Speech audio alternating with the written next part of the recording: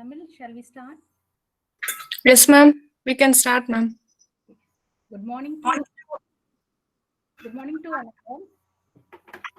I am happy to welcome today's person, Ms. K. Tamil Selvi, Assistant Professor, Department of Computer Science and Congo Engineering. And also, I welcome you all to this AICT sponsored 2-week FDP on cutting edge trends in deep learning approaches.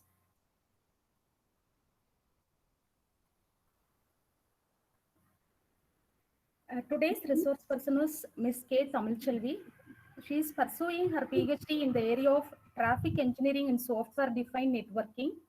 Her area of interest is deep learning applications in network, that to 5G. She published more than 10 papers in national and international conferences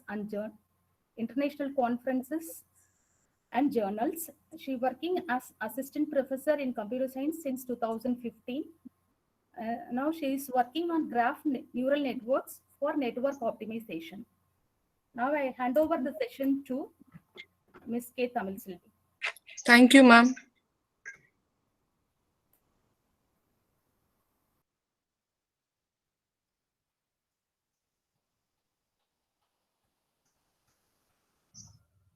Ma'am, can you? Okay, ma'am. Okay. So hope I am audible for you. Kindly acknowledge, participant. Kindly anyone acknowledge. Am I audible for you or not? Yeah, you are audible. Okay. So once again, welcome to this session and very warm good morning to all. So today's concept is based on essentials of deep learning. I'm going to present the screen now. Check for its visibility.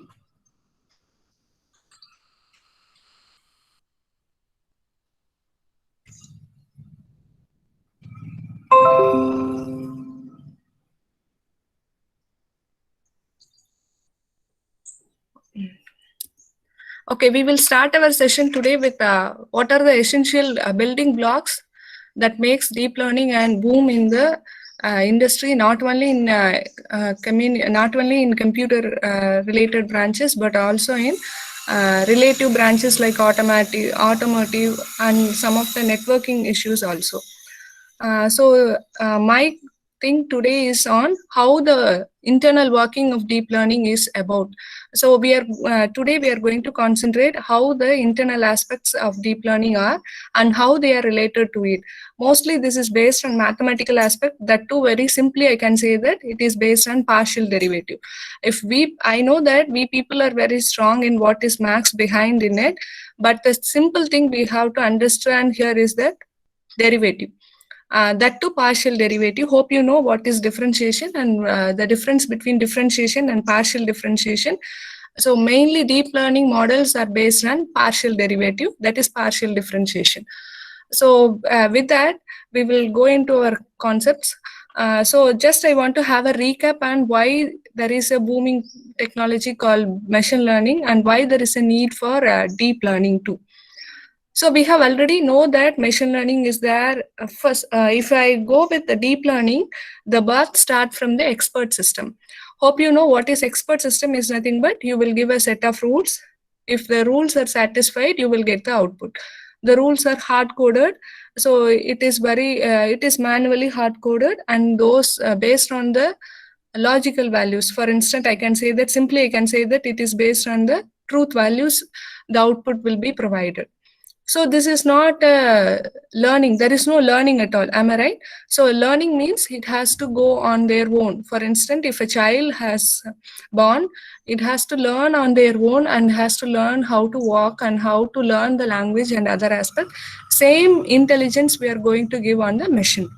So in that, so the birth of deep learning starts from the expert system. So in expert system, what I have given is only I have given the set of rules. If the rules are satisfied, I am saying that you are going to get this output. So there is no learning at all because it is working on simply a rule. Even a simple programming language can do that. So some enhancement has been done in the expert system. There comes a machine learning. So in machine learning, we have features. Features are nothing but, for instance, I am saying that I have taken a student. The features of the students are nothing but name, age, mark 1, mark 2, mark 3. So these are nothing but the features. So these features has to be manually hard coded in the machine learning. I have to identify, for instance, I am saying that student it is an entity. I want to know what are the features of that student. I have to extract the features manually, but the system is able to learn the outcome of it. So here the feature extraction is manually done, whereas the learning is done automatically based on weights and other aspects. So this is also, so some learning has been done here, some learning models, I can say that some mathematical models and learning algorithms are there, which help you to provide the learning aspect. So third comes the deep learning. So if my problem is very complex, it is difficult for me to identify what are the features itself. For instance, I am giving that I want to launch a satellite to a moon. For instance, I cannot configure all in thousands of parameters in that. Some parameters may be out of scope too. So in order to model that, automatic feature extraction plays an important role. For instance, for in that sample, I am saying that thrust of a vehicle, thrust of the launch vehicle plays an important role in the launch of a satellite to a moon. In that case, I'm saying that thrust is a feature for my launch. I cannot say that what are the inner details that are present there that motivate the thrust to behave in a easy manner. I can say that in a correct manner or not. So these feature cannot be extracted manually. So it needs automatic feature extraction. There comes the deep learning.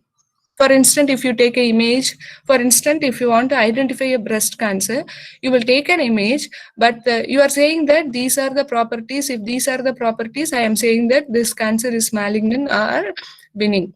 But I cannot, there are certain features that are hidden inside the image that provide you saying that because of these only, I am getting the cancer. So the classification results may be like this. So automatic feature extraction is done in the deep learning. As usual, there is a learning by the model itself. I'm saying that because of these features, you are getting the output. So this is how the birth of the deep learning comes into the play. First, it starts with the expert system, then machine learning, then deep learning. So the hope you know that these things. Just a small recap for a minute. So the difference between the machine learning and deep learning is that in machine learning there is a manual feature extraction. You have to manually provide these are the features. If you go with the deep learning, it is automatic feature extraction for a complex problem. So next come, so I am going in a path of like this so that it will be useful for you. So I am basically dividing the any problem, whatever the problem it may be. So don't get a thing complex into the deep learning. Actually, deep learning is very simple. Only thing is that if you identify all the 6 elements of that, it is very simple. Whatever the thing may be, whatever the complex problem may be, either in machine learning or deep learning, go like this, it will be very useful for you. Always approach the problem in this aspect, then it is very easy. It is not a tedious one. Even in approaching the problem or in your coding aspect, go with this. This will be very useful.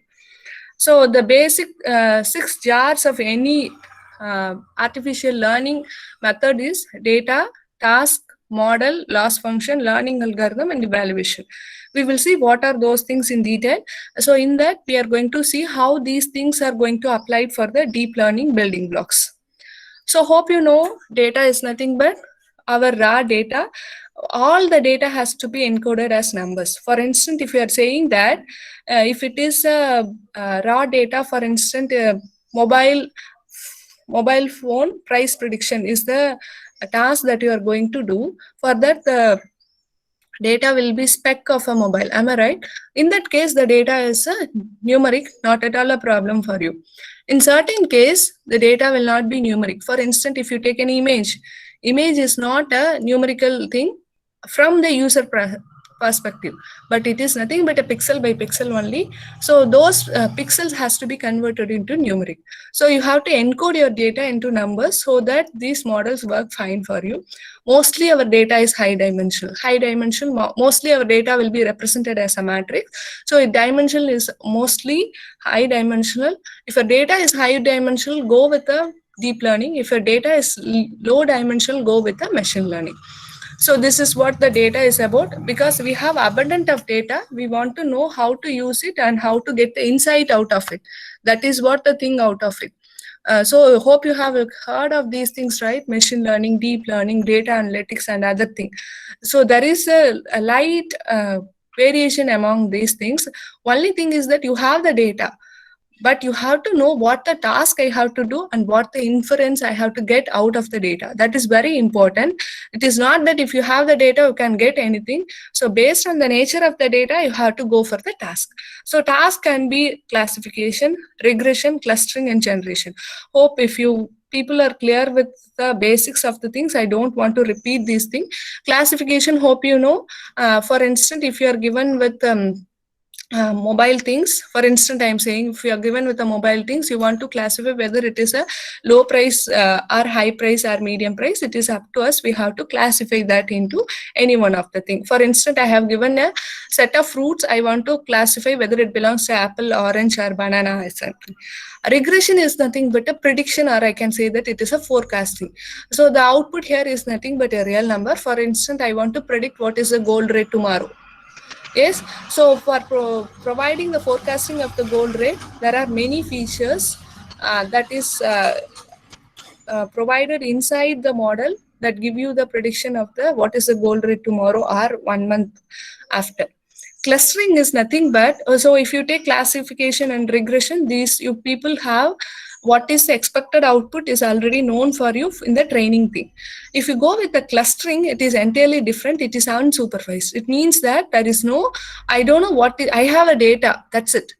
I don't know how to use this data. In that case, you can go with the clustering thing.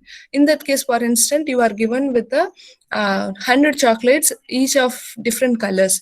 In that case, there is nothing to do with that. I can group into different colors, right? That is one of the clustering. Generation is different thing. In the high level aspect, if you go with the MIT and Stanford University's website, you can see n number of generation tasks of deep learning. That provides you good aspect on how deep learning can be used in generation. For instance, I will say you a thing. For instance, normally it is you have a picture of Picasso. You can learn the thing from the Picasso and you are going to generate the thing out of it, same as like that. Similarly, you can generate the tweet of famous politicians and other things. This is also comes in generation. Even the musics are able to generate it.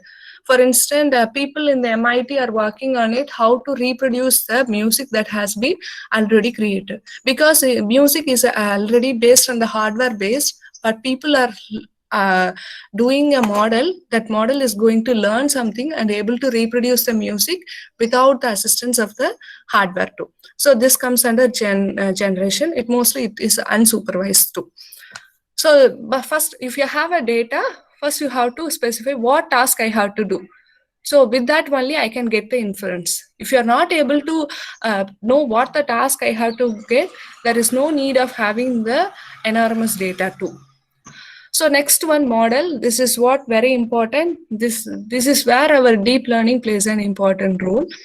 So model is nothing but a mathematical formulation of the task. You are saying that this is my task. Okay. So for instance, I am saying that I have given you a function. For example, y is equal to f of x is a function. That f of x can be x square or x cube, or it can be higher polynomials too.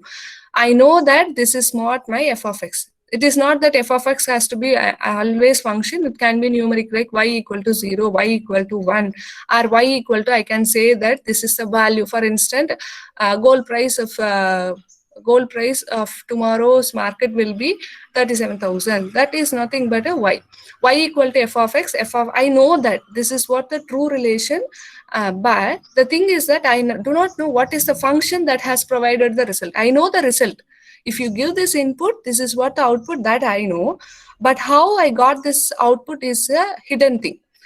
Always deep learning is called as a black box. It is not at all a white box. Everything is hidden.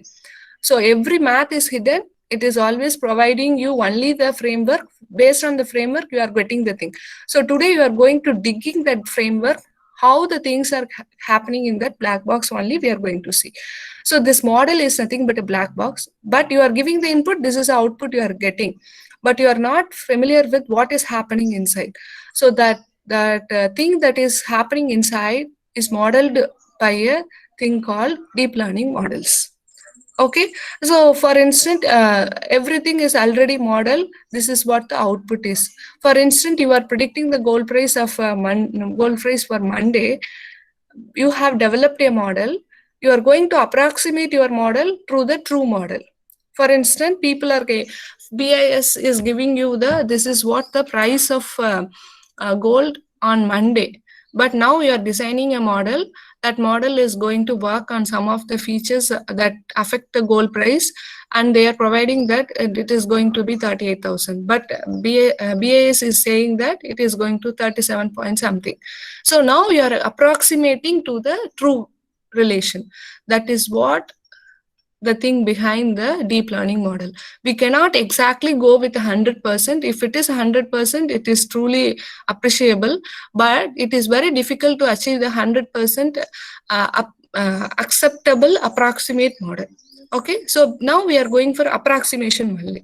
So these approximation functions can be tan h, or I can say that many other things. So many other things are present. So based on that, we are going to work on it. So as of now, model is nothing but the mathematical formulation of the task. So you can get the clear view. I am going to have a mathematical workout for that. So don't worry about it. As of now, you have a look on it. Model is nothing but a mathematical formulation for the task. I am going to do some task. For that, I need mathematical formulation that is called as model. That is what the thing you have a outcome of it. Next one is loss function. As I have already told that there is a true value, then I am going to approximate it. So there will be a difference, right? If the difference is minimal, I can accept it. If the difference is large, for instance, I am saying that the gold rate is going to be 50,000 on Monday, it is not acceptable, right? So BA is saying that it is going to be 37,000, but I am saying that it is 50,000. Here the difference is high. This difference is called as loss. You can find these differences with many loss functions like square error loss, cross entropy, KL divergence. More or less, cross entropy and KL divergence are more or less same. It is based on logarithmic probability basis. We will have a look on it.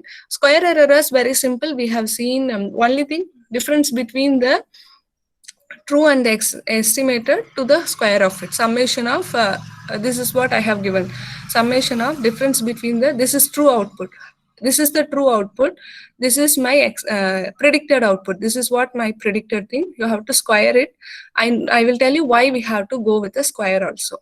Okay. So this is what loss function. Whether I have done I have a task, I have a model. I want to know whether my model has done good job or not.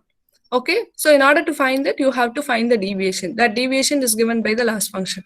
So everything, whatever the thing here we are seeing is already hard coded in the deep learning models. Only thing is that we have to pick and use it. So today we are going to see how this is working, why this is hidden, why this is a black box, why it is hidden from the user. We are going to see. Then if you know these things, you can work on your own. You can create your model and work on it. So next comes the learning algorithm. So please have a look on it. Learning algorithm and model is different.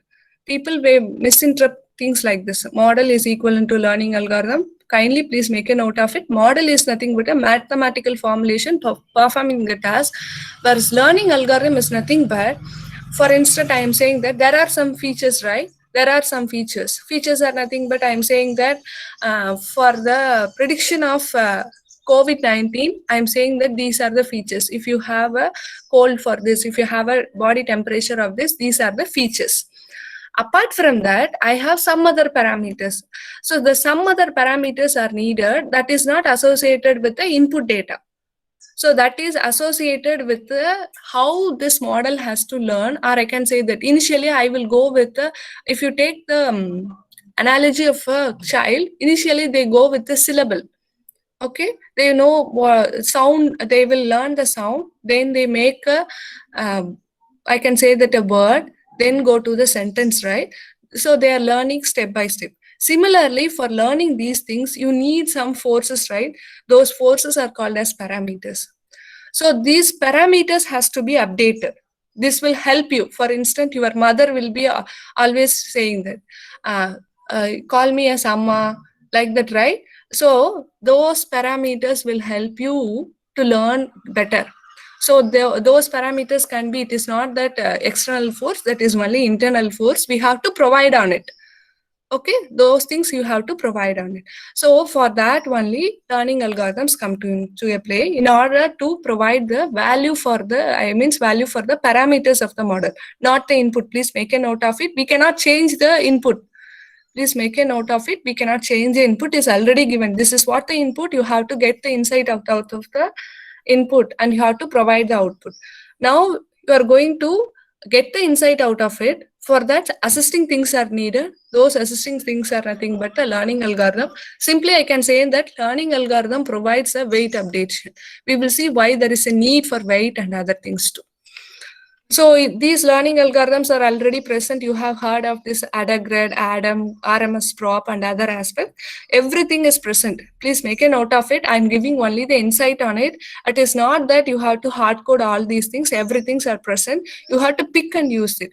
Without knowing the internal working, if you pick and use it, so it is very difficult to find why the result of this deep learning model is like this. How can I optimize this? This is not at all possible here. That's why we are going to insight on what is the thing present in the black box of this learning algorithm and models. So these are the simplest thing is gradient descent, only thing differentiation. Simplest thing, if I will show you the things, then you will know that deep learning, that's it. Only very simple thing, the thing present behind the learning algorithm is a differentiation. That too partial derivative, you can go with it. Some improvements are done with respect to other algorithms like ADAM and ADA-GRAD RMS prop. We will go on to that in the optimization phase.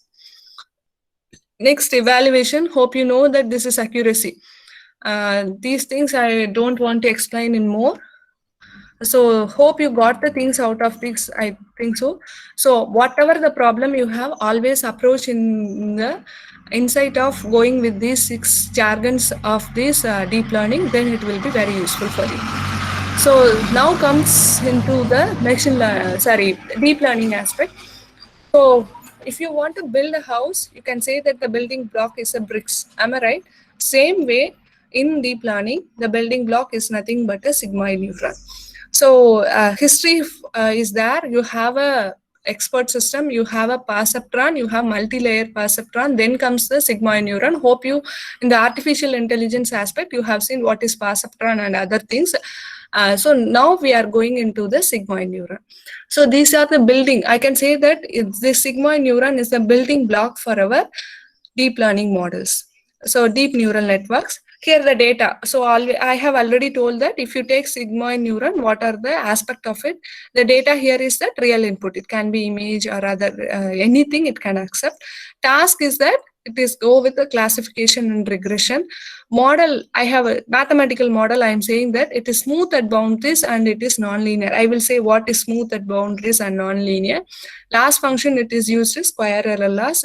We are going to have a generic learning algorithm and the evaluation metrics is accuracy with respect to classification. If you go with a regression, it is root mean square error. Okay. Any doubts as of now, you can ask me. I will give you a minute. If you have any doubt, you can ask me. I have given you only the general introduction. If you have any doubts, you can ask me now. For a minute, I will pause for a minute. If you have any doubt, you can go ahead. So now with this only, we are going in dive into the deep learning aspect.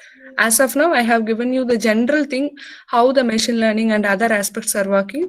Now only we are going to have a deep dive into how this neurons are built and how the successive layers are built and how the mathematical things are working behind. Any doubts?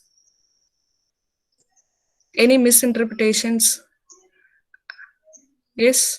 Deep learning is a ocean. I have given you a handful for you so that you will satisfy your thirst, I think so.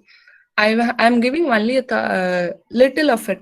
I can say that the thing behind is very large, but if you know this basic thing, then it will be very useful for you. I hope that is. Hello, Yes. hello, ma'am. Good morning, ma'am. Good morning, sir. What are the bottlenecks for deep learning concepts, ma'am? So bottlenecks, it depends upon how we are going with optimization and learning models we are going with. Mostly it is computational intensive. In order to overcome that only, we are going for GPU. Mostly it is computational intensive because we are ready to go with a high bit dimensional data. Even the machine learning cannot accommodate high bit dimensional data.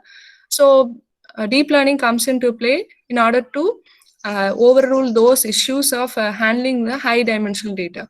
But our system, if you whatever the thing you are running is CPU enabled. In afternoon session, I will give you hands-on and PyTorch. If you go with the CPU, it is very computational intensive. It will take at least 4 to 5 minutes to create a model and train the model. So in order to avoid that, also GPU is being enabled. Okay, so computational intensive is one of the bottleneck. To overcome, also there is a solution that is GPU enabled. And also, second thing I have to note here, it is up to the application. You have to choose a correct, I can say that the apt model and the learning algorithm. This is very important. Okay, ma'am. Okay. Then we have a lot of libraries, lot of open sources. Yes. Then updated every day. Yes. Then how can we end up with particular libraries, particular framework for our projects, Okay. for our applications? Okay. If you go with the two famous, I can say that the two famous frameworks, I can say that it is Keras and PyTorch. Hope you have heard of these things, no?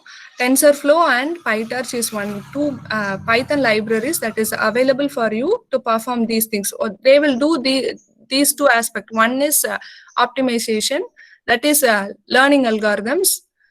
Next one, they will construct the model. That's it. They will do these two black box things only. So if you go with TensorFlow, I can say that it is for the beginners only. TensorFlow is good for beginners only because GPU support is not available there and there is no auto differentiation too. I have already told that the math behind the deep learning is differentiation. If you want differentiation, you have to manually go in the TensorFlow, whereas if you go with the PyTorch, it provides an automatic differentiation. So this is one of the things. If you are going with the research, always go with the PyTorch. So if your things are computational intensive, kindly go with the PyTorch. For research aspect, PyTorch is good for the thing. If you are in the learning stage, go with the TensorFlow because it has all the hand-coded things present there. If you are going to explore something, go with the PyTorch. That's it. Thank you, ma'am. Thank you. So in our lab sessions, we are going to explore the PyTorch alone. So it may look like a tedious one, but the thing is that you have to look into the things behind it. Then it will be very useful for you. So we will go into the next thing. So the next one is sigmoid neuron. Hope you have seen these things, right? So we are moving from earlier thing from expert system, then other things like perceptron and multi-layer perceptrons. Now comes the sigmoid model.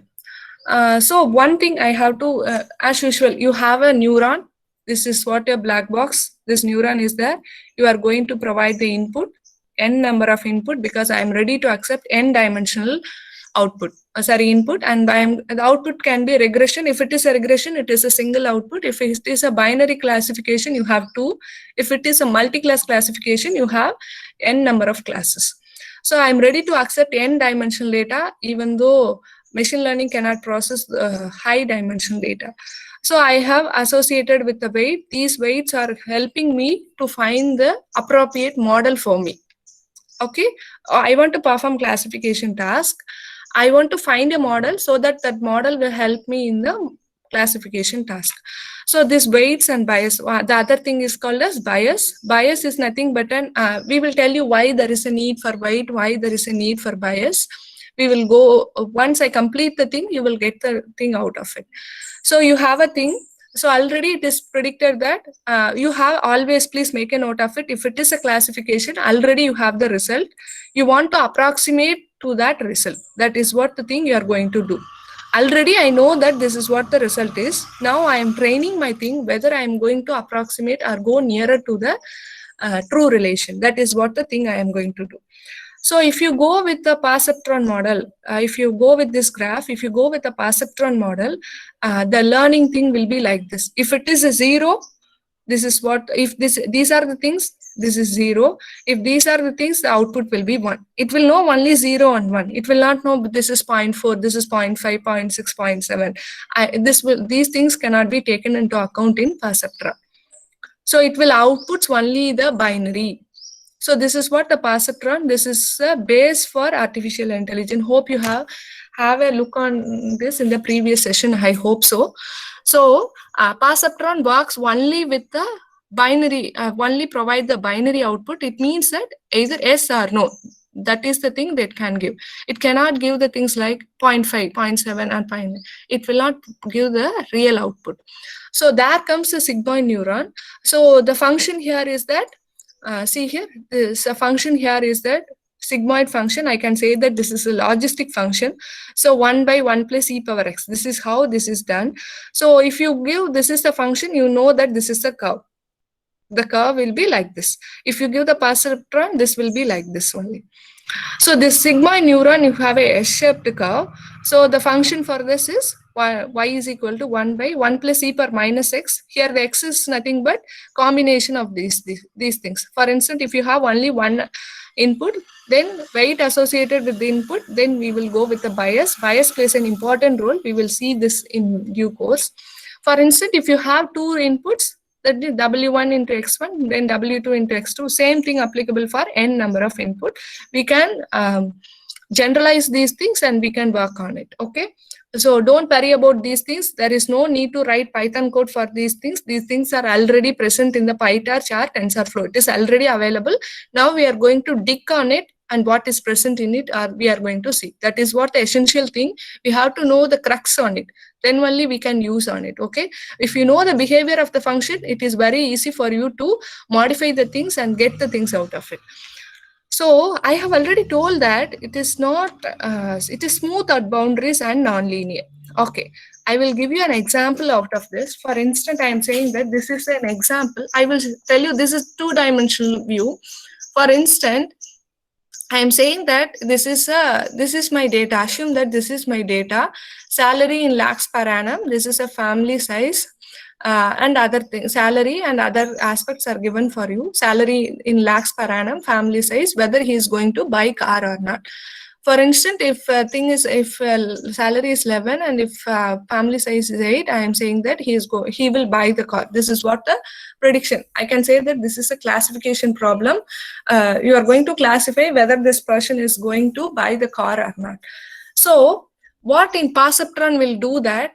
Perceptron will learn the things and saying that, for instance, I am saying that if you go with, from my observation, I am saying that if the salary is above 10 lakhs per annum, you are saying that the person is going to buy the car. For instance, if a person is going to get 9.9 lakhs per annum, as per perceptron, you are saying the perceptron will say that the person will not buy the car. Hope you got the things. I think so. As per, I am giving an assumption and working on it. Assume that perceptron is working like this. If the person is getting salary of more than 10 lakhs per annum, he will buy the car. For instance, if the person is getting 9.9 lakhs per annum, perceptron will say that he will not buy the car. Is this right? Is this assumptions right? Is this prediction right? This is not at all right, because it is very rigorous at the boundary. The boundary here is the 10, but if you get 9.97 or I can say that 9.99, the perceptron will say that you are not eligible to buy the car. Okay, this is not good, right? Because of 10,000, that lag in 10,000, I cannot say that the person will not buy the car. Okay, even if the people are less than the 10 lakhs per annum also, they will buy the car, right? So this is where the sigmoid neuron plays an important role. So sigmoid neuron, instead of having this like this one, see here like this one, it is very rigid, right? This is where the value is 0, this is where the value is 1. Instead of that, I am going to have a real output. What I am going to see, I am going to segregate these things. For instance, I am saying that if you are in this green region, dark green region, there is the probability that you are going to get the car, buy the car is more. If you are in this range, for in the dark red, it is meaning that you are not going to buy the car. If you are in the intermediate, for instance, if this in this range, in this whitish range or in this greenish range, I can say that you will buy the car with some probability. I can say like this, right? So it is smooth at the boundaries rather than that making a rigid conclusion that he will not buy the something or giving the output. So this is how the things are improved from perceptron to sigmoid neuron. So now sigmoid neuron is able to work with the different data, that too non-linear data. Non-linear data means, for instance, if the data is, for instance, if the perceptron going to work for your data means the data should be linearly separable. Linearly separable means you are able to divide the data into two groups. If the group is present like this, it will work fine. If the group is not like that, it will not produce the result. For instance, if you take this perceptron alone, you are not able to provide a line here. General line you cannot provide here to separate the two dots, right? It is very difficult, right? See here, I have the two sets of data. One is green, the other one is red. As per my assumption in here, the red dots are going to, we are not going to buy the car. Whereas this green dot tell that you are going to buy the car. Now I want to provide a function. Okay, I want to provide a function that is mathematical model. For instance, a line. Mathematical model is simple, a line, curve, or a hyperland. These things are the mathematical model. I want to draw a line in a such a way that I have to divide these things. The things, for instance, if I am providing a line here, I am saying that those things that are above the line are going to say that they will not buy the car. Those things that are below the line, they are going to buy the car. So this is what the mathematical model. This will not fit here. For instance, I can go with a curve like this. If there is a curve also, there's some misinterpretation will be there. We have to accept that. Out of 100, if 98 is okay, that I can say that this model is good. I cannot expect the artificial intelligence of 100%. Okay, if the data is good, it will work fine. If the data is non-linearable, how can it learn like this? So if the things are present, what I am saying that I am going with the probability model. That probability model is nothing but the sigmoid neuron. I am saying that this person is going to get the car with some probability rather than saying that he will not buy the car or he will buy the car. So based on that only we are working. See here. So this is one dimensional, we have seen like this. If you go with the two dimensional, this is what the graph will look like this. So in this range, if in the green range, we are saying that it is 1, the red range is equal to 2. If your data is in this range, I am saying that he will not buy the car. If the data is in the range, he will surely buy the car. These are the two ends. These things are clearly done by perceptron itself. If your data is in this middle range, this perceptron cannot do anything. That's why sigmoid neuron comes into a play. It will play with a certain probability. That's why probability plays an important role in the deep learning. Since your data is mostly your real-time data is non-linear. It is not. If it is a linear, even the manual human can interrupt and find the insight out of it. Data is non-linear mostly, so there comes the deep learning. So if your model is if you have high dimensional data, mostly you need a non-linear model in order to identify the inference out of it. So this is what, if the data is, this is what the model for me, we have already seen that data we have seen, this is a classification, then model. We have seen smooth at boundaries. Instead of making the fine decision that he will not buy the car, I'm smooth at boundaries with a certain percentage. Okay, then comes square error loss. Hope you know what is this. Next one is generic learning algorithm. So this is what the base for this is the learning algorithm. Based on only the frameworks are available. The open source frameworks like TensorFlow, PyTorch are always working on this only. are always working on this. Okay, so first one, I have already told that in order for me to learn good things, I need some other things apart from my input. The one thing is weight, the next one is bias. First I will compute the y hat. Y hat is nothing but I have designed a model. For that model I am going to find the output. That is, always have a look on it. Y hat is nothing but our model's output, whereas y is always a true output. I already know that is he will buy the car. This is a truth. Ground truth is like this.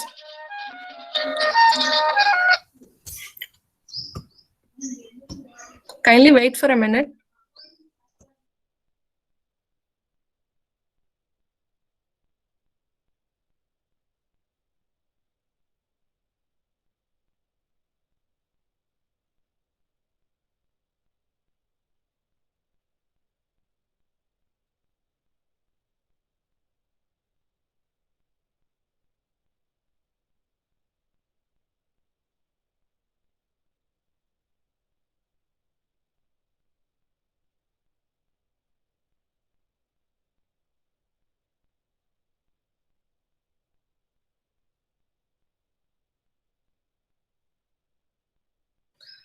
Sorry for the interruption. So the thing is that in order for the learning of the things, I have to compute my model's output. That is what the y hat. Y hat is nothing but my model's output.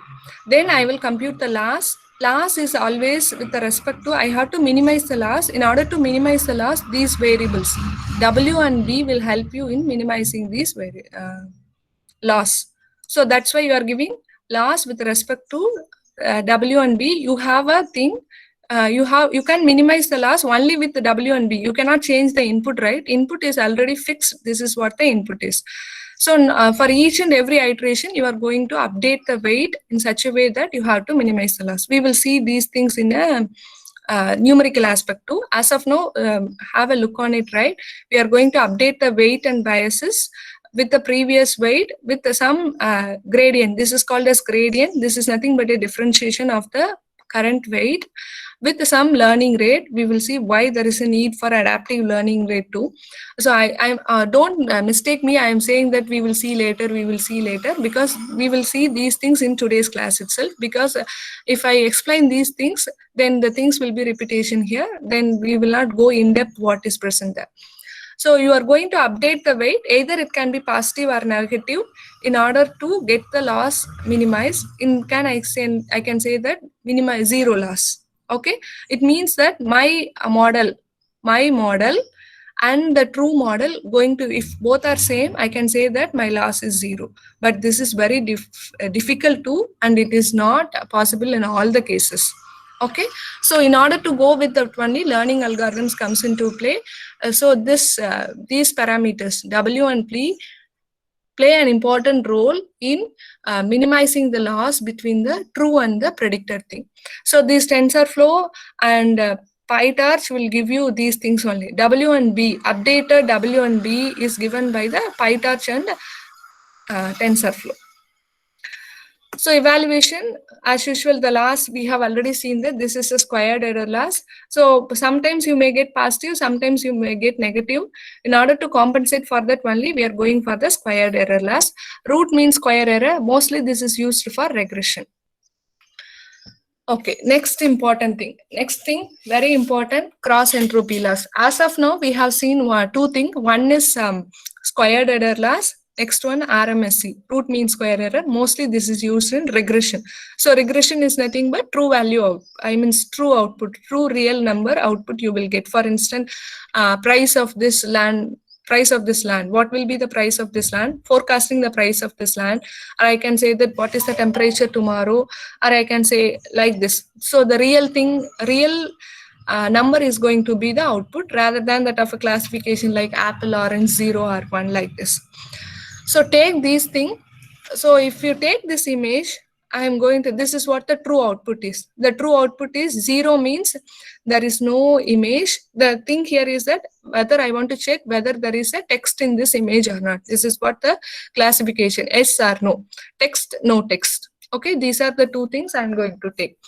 if you are having a first thing, first output is, if you got the 0 as the output, you are saying that there is no text in the image. If you got 1 as the output, you are saying that there is a text in the image. Now I'm going to apply the sigmoid neuron. So sigmoid neuron will give you an output of 0.7. As I have already told that instead of 0 and 1, my sigmoid neuron will give you some probabilistic result. In this case, the probabilistic result is 0.7. From that, I can construct that. So it is 0.7 means I'm having a threshold that if the value is above 0.5, I'm saying that there is some text in the image. That is manually done. That we have to give the prediction results. We have to set the threshold. Threshold is also one of the hyperparameter. We have to tune properly. Okay, so I'm getting 0.7. So instead of 1, I'm getting 0.7. It is meaning that I'm close to 1. So what I'm saying that, so this is what I expected. For 1, instead of getting 1, what I have got is 0.7. Instead of 0, I have got 0.3. This is what my predicted result. But the true thing is 0,1. Hope you got the things right. Okay, now you are going for cross entropy. So cross entropy is nothing but you are going to find what is the negative likelihood present, negative log likelihood, what is the present. Okay, if the, for instance, I am saying that this is, you have a math behind it, why the formula for cross entropy is YA into log of YA hat. You have a math behind it. If you are interested, go and have a look on it. But if with a single function call of cross entropy, you will get everything. But as of now, have a look on it. This is the formula. So it is nothing but instead of I am saying that this is 0 or 1, now I am going with the probability model, right? That too with the logarithmic probability model. That's why I will give you the precise result of it. So first YA into log YA hat, kindly expand this with respect to for instance, y0 is nothing but 0 output, y1 is nothing but 1 output. So y0 log y0 hat, then y1 log y1 hat. So this I can, since I have already told that instead of this, I can write 1 minus. How I derived this 0.3 is nothing but 1 minus 0.7. That's why I have written like this. Okay. So this is what mostly based on this only, this function is written. You will call the function as model dot, I mean sigmoid neuron model dot cross entropy. If you call this, it will provide the output. So based on this formula only, it is working on it. Okay, for instance, if you are giving y equal to 1, this is what the true output, but your expected is 0.7 if you are giving like this. So in this form, in this formula, if you are setting that, if I am saying that if y equal to 1, if you say y equal to 1, this is true output. If you are saying y equal to 1, you will get this term alone. Am I right? You will get this term and your y0 will be 0. Am I right? So if my y equal to 0, if my output is going to be 0, this is what my cross entropy. Why there is a need for cross entropy is that since you are not going with a real-time output as 0, 1 and 1, you are going with a probability-based output. In case of basing probability-based output, you have to go with the logarithmic base. Then only you will get the precise output. This is the math behind that. In order to go with that, you are going to have whether it is negatively likelihood. Negatively likelihood, hope you have heard of the things like likelihood estimations in the machine learning, which is nothing but how far they are going to contribute for you. In this negative likelihood, loss is nothing but a negative likelihood. Am I right? That's why you are going to estimate the negative likelihood. That's why minus sign. But if you go with the math behind it, the correct thing is that in order to go with the negative estimation of the negative likelihood only, minus sign plays an important role. You are going to have the loss that is behind the probability model, how far this model is away from the distribution that is given by the true model. This is what given by the cross entropy. Please make a look on it. Cross entropy, very simple. You are not providing the true output. Okay, so you are going with a probability based output. In that probability based output, what you are going to have is that you want to find how far my model is away from the true distribution. In order to find that, what we have to do, find the negative likelihood. If you know how this is the negative, for instance, I have 0.4 negative likelihood means 40% you are away from the true distribution. Kindly minimize it. This is what the inference you have to get out of it. Clear with this? For instance, if you are getting the cross entropy as 1.3, it means that you are 100% away from the model, true model. So always have a look on it. If your model value is greater than 1, it is meaning that you are always away from the true distribution. Kindly update the weights and biases in such a way that you are going to approximate to the true distribution. Yes, clear with this? So as usual, this is the thing. You have a learning algorithm. So instead of loss of squared error loss or RMSE, now we are going to substitute this formula. That's it. So learning algorithm, always the same recipe is going to use. Always you are going to use the same recipe. Only thing here, the loss is different. Here, loss of W, B in our previous case is nothing but in our previous case, this is the loss. See here, y minus y hat the whole square. This is called squared error loss. In our case, now this is the loss. If you have 5 input, you have to go like this. Yes, this is what about sigmoid neuron. If you have any doubt, you can ask me.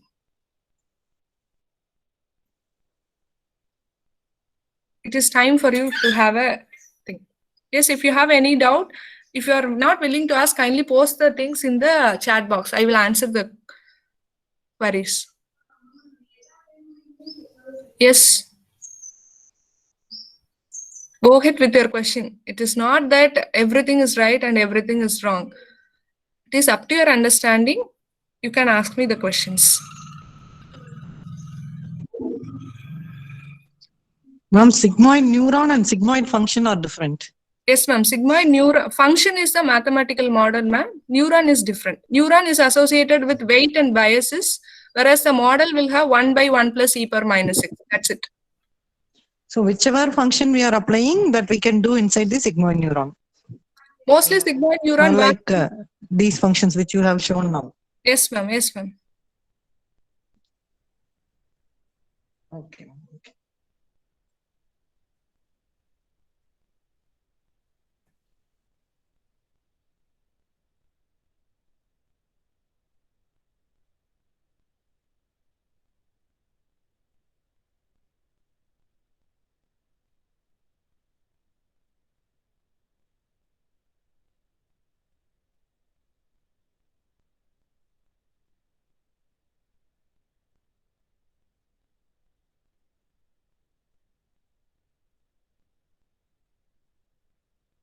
See here, TANH and other activation functions are present. I will tell you why there is a need for activation and pre-activation things.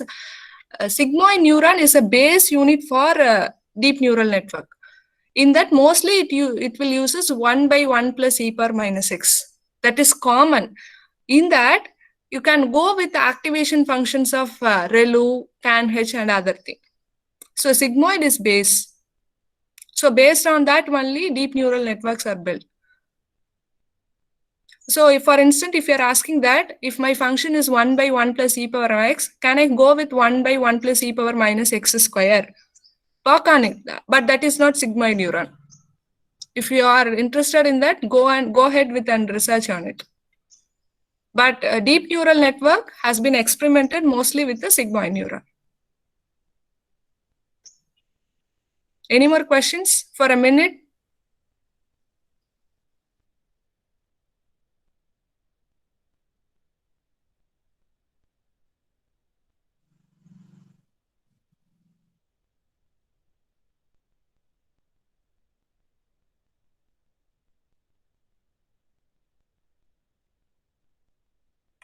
Kindly post your queries in the chat so that I will give you the solution for it.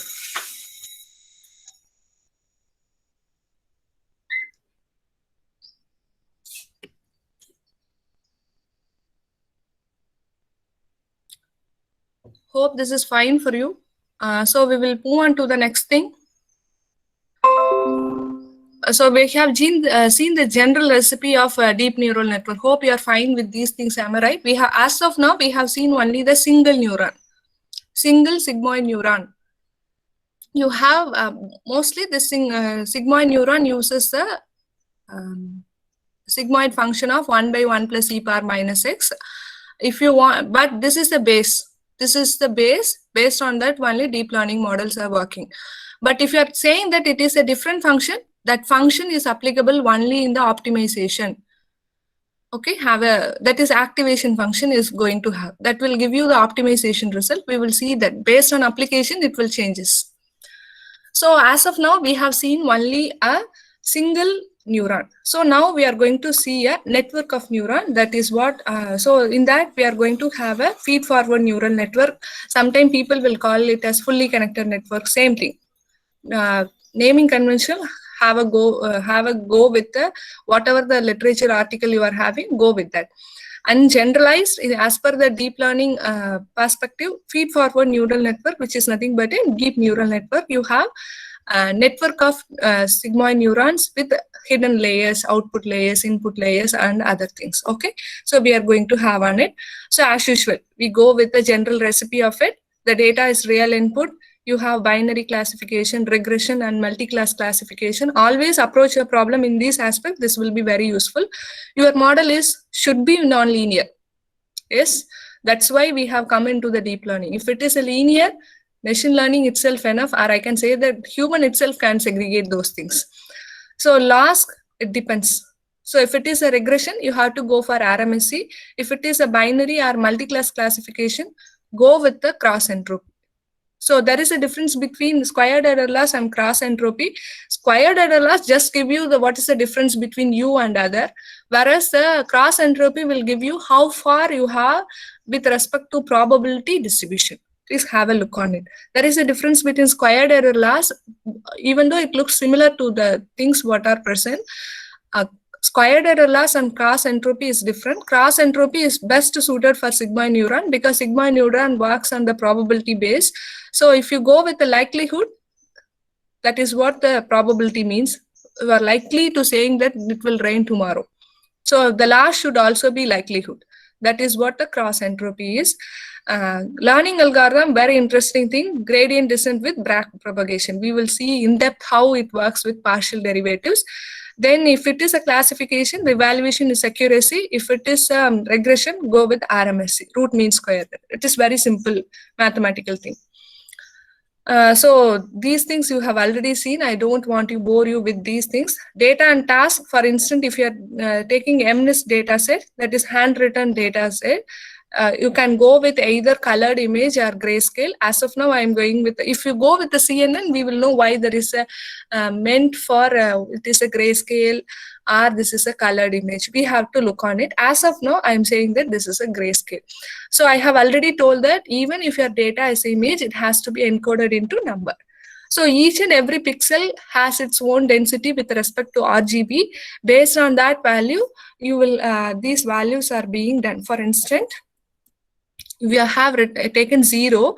In this case, see here, I have given you 1. For instance, white may have 1, black means 0. In this case, I am saying that if in this pixel, if it is fully white, I am saying that this is 1.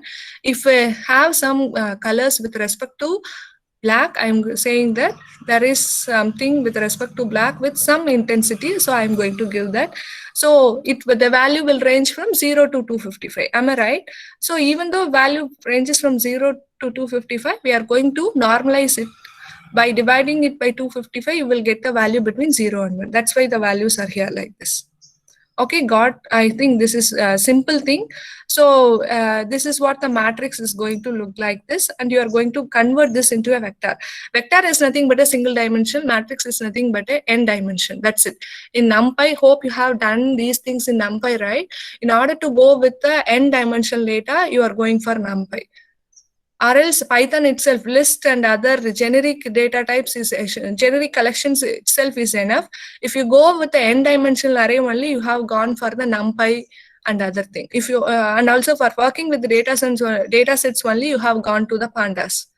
Am I right? So this is how. If you want, you can flatten into a single vector. That's it, 28 cross 28, which is nothing but a 784. That is not a needed thing. If you go with the processing alone, this flattening we will see on that. So as of now the data is here, my data is converted into numbers. This is what the first thing.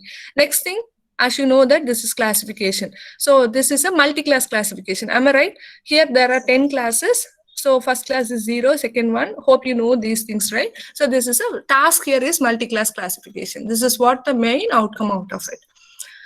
So I have gone with, you can go with a one hot representation. One hot means, see here, even though you have these values, this assume that this is a output of this. One hot representation is saying that in this place alone, you are having one, other values will be morphed to 0. We will see these things. Then comes the neural network. Okay, this is what my neural network. So as of now, we have seen a single neuron. Am I right? Single sigmoid neuron we have seen. Now, in order to learn these things, for instance, my image is like this, right? For instance, I have to learn why this curve is like this, why there is a thing from starting from this and going like this. We have to learn each and every. I have to learn each and every pixel. Simple thing I can say that this neuron are going to learn each and every pixel. That is what it is going to do. Okay, very simple. I can say that it is going to scan each and every pixel and find what is a variation between the pixel. And because of this variation, is there anything present to contribute for the output? If so, trigger that neuron. That's it. This is the core thing that is done internally in the deep neural network. Always, that is how you have seen in the CNN, right? There is a kernel. Kernel will move horizontally and vertically, and you have a feature map, and based on the feature map, you will get some output, blurred output. Am I right? Or scaled output or something. Okay. So a simple thing, what it will do is that it will compare one pixel with the other pixel. If there is any variation, out of this variation, am I able to provide or I am able to contribute for the output? If so, that neuron will be triggered. Okay. So you can also visualize which neuron is triggering for this feature. This is also possible. For instance, if you are saying that you have a 5-layer network, for instance, this is a 3-layer network. This is input layer, this is a hidden layer, and this is also another hidden layer. This is the output. Or you can say that this is the last layer. Finally, you can term this as a output layer. If this is the output layer, you can go with this is the hidden layer, one hidden layer, this is the input layer. You can say for contributing my output, for this output, which neuron has triggered. I cannot say that both the neuron has contributed. It is not that. So deep neural network will assign, I can say that there is a neuron co-adaptation. There is a technique called neuron co-adaptation. You will see these things in the regularization.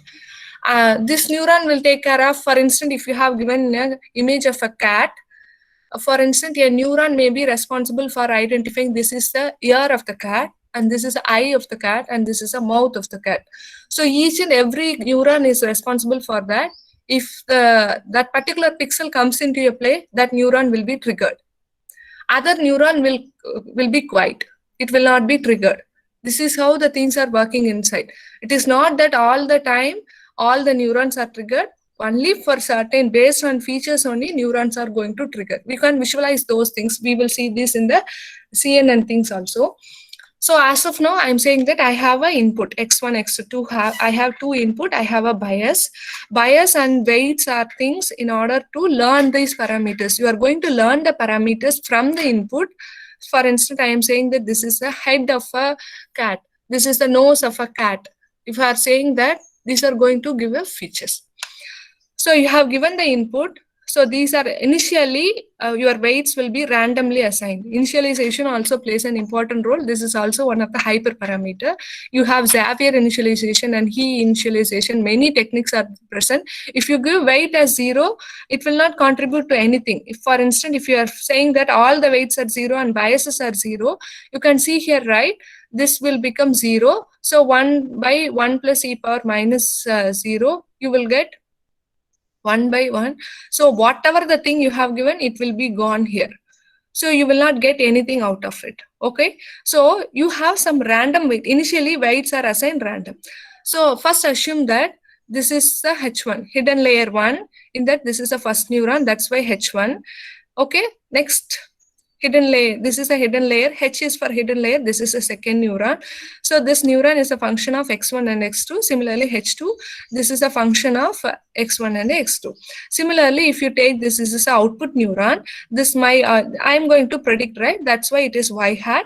Y hat, you have some function. That function we will see. What is this function and these F1, F2? We will see all these functions. So it is nothing but it is dependent on these two hidden neurons. That's why H1, H2. So you know how to calculate H1 and H2 since this is a sigmoid neuron. Am I right? So this is a sigmoid neuron. You know how the sigmoid, always I have already told that the basic block in the deep neural network is sigmoid neuron. So it always works with the function 1 by 1 plus e power minus wx plus b. Here instead of 1 input, you have a 2 input. That's it. Similarly, you will calculate for H2. Then this is also sigmoid neuron. Now instead of input x1 and x2, you have hit H1 and H2. Done this like this, you will hit the Y hat. Very simple mathematical thing. So now your model is non-linear. Am I right? So linear means you can have a line to separate your data.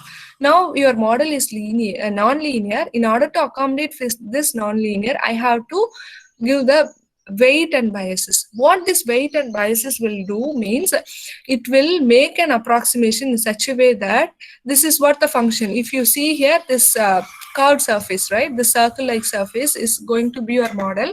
Now your model is nothing but, I have already told that model is nothing but a mathematical task, a mathematical formulation for your task. Now you are mathematically formulating your task.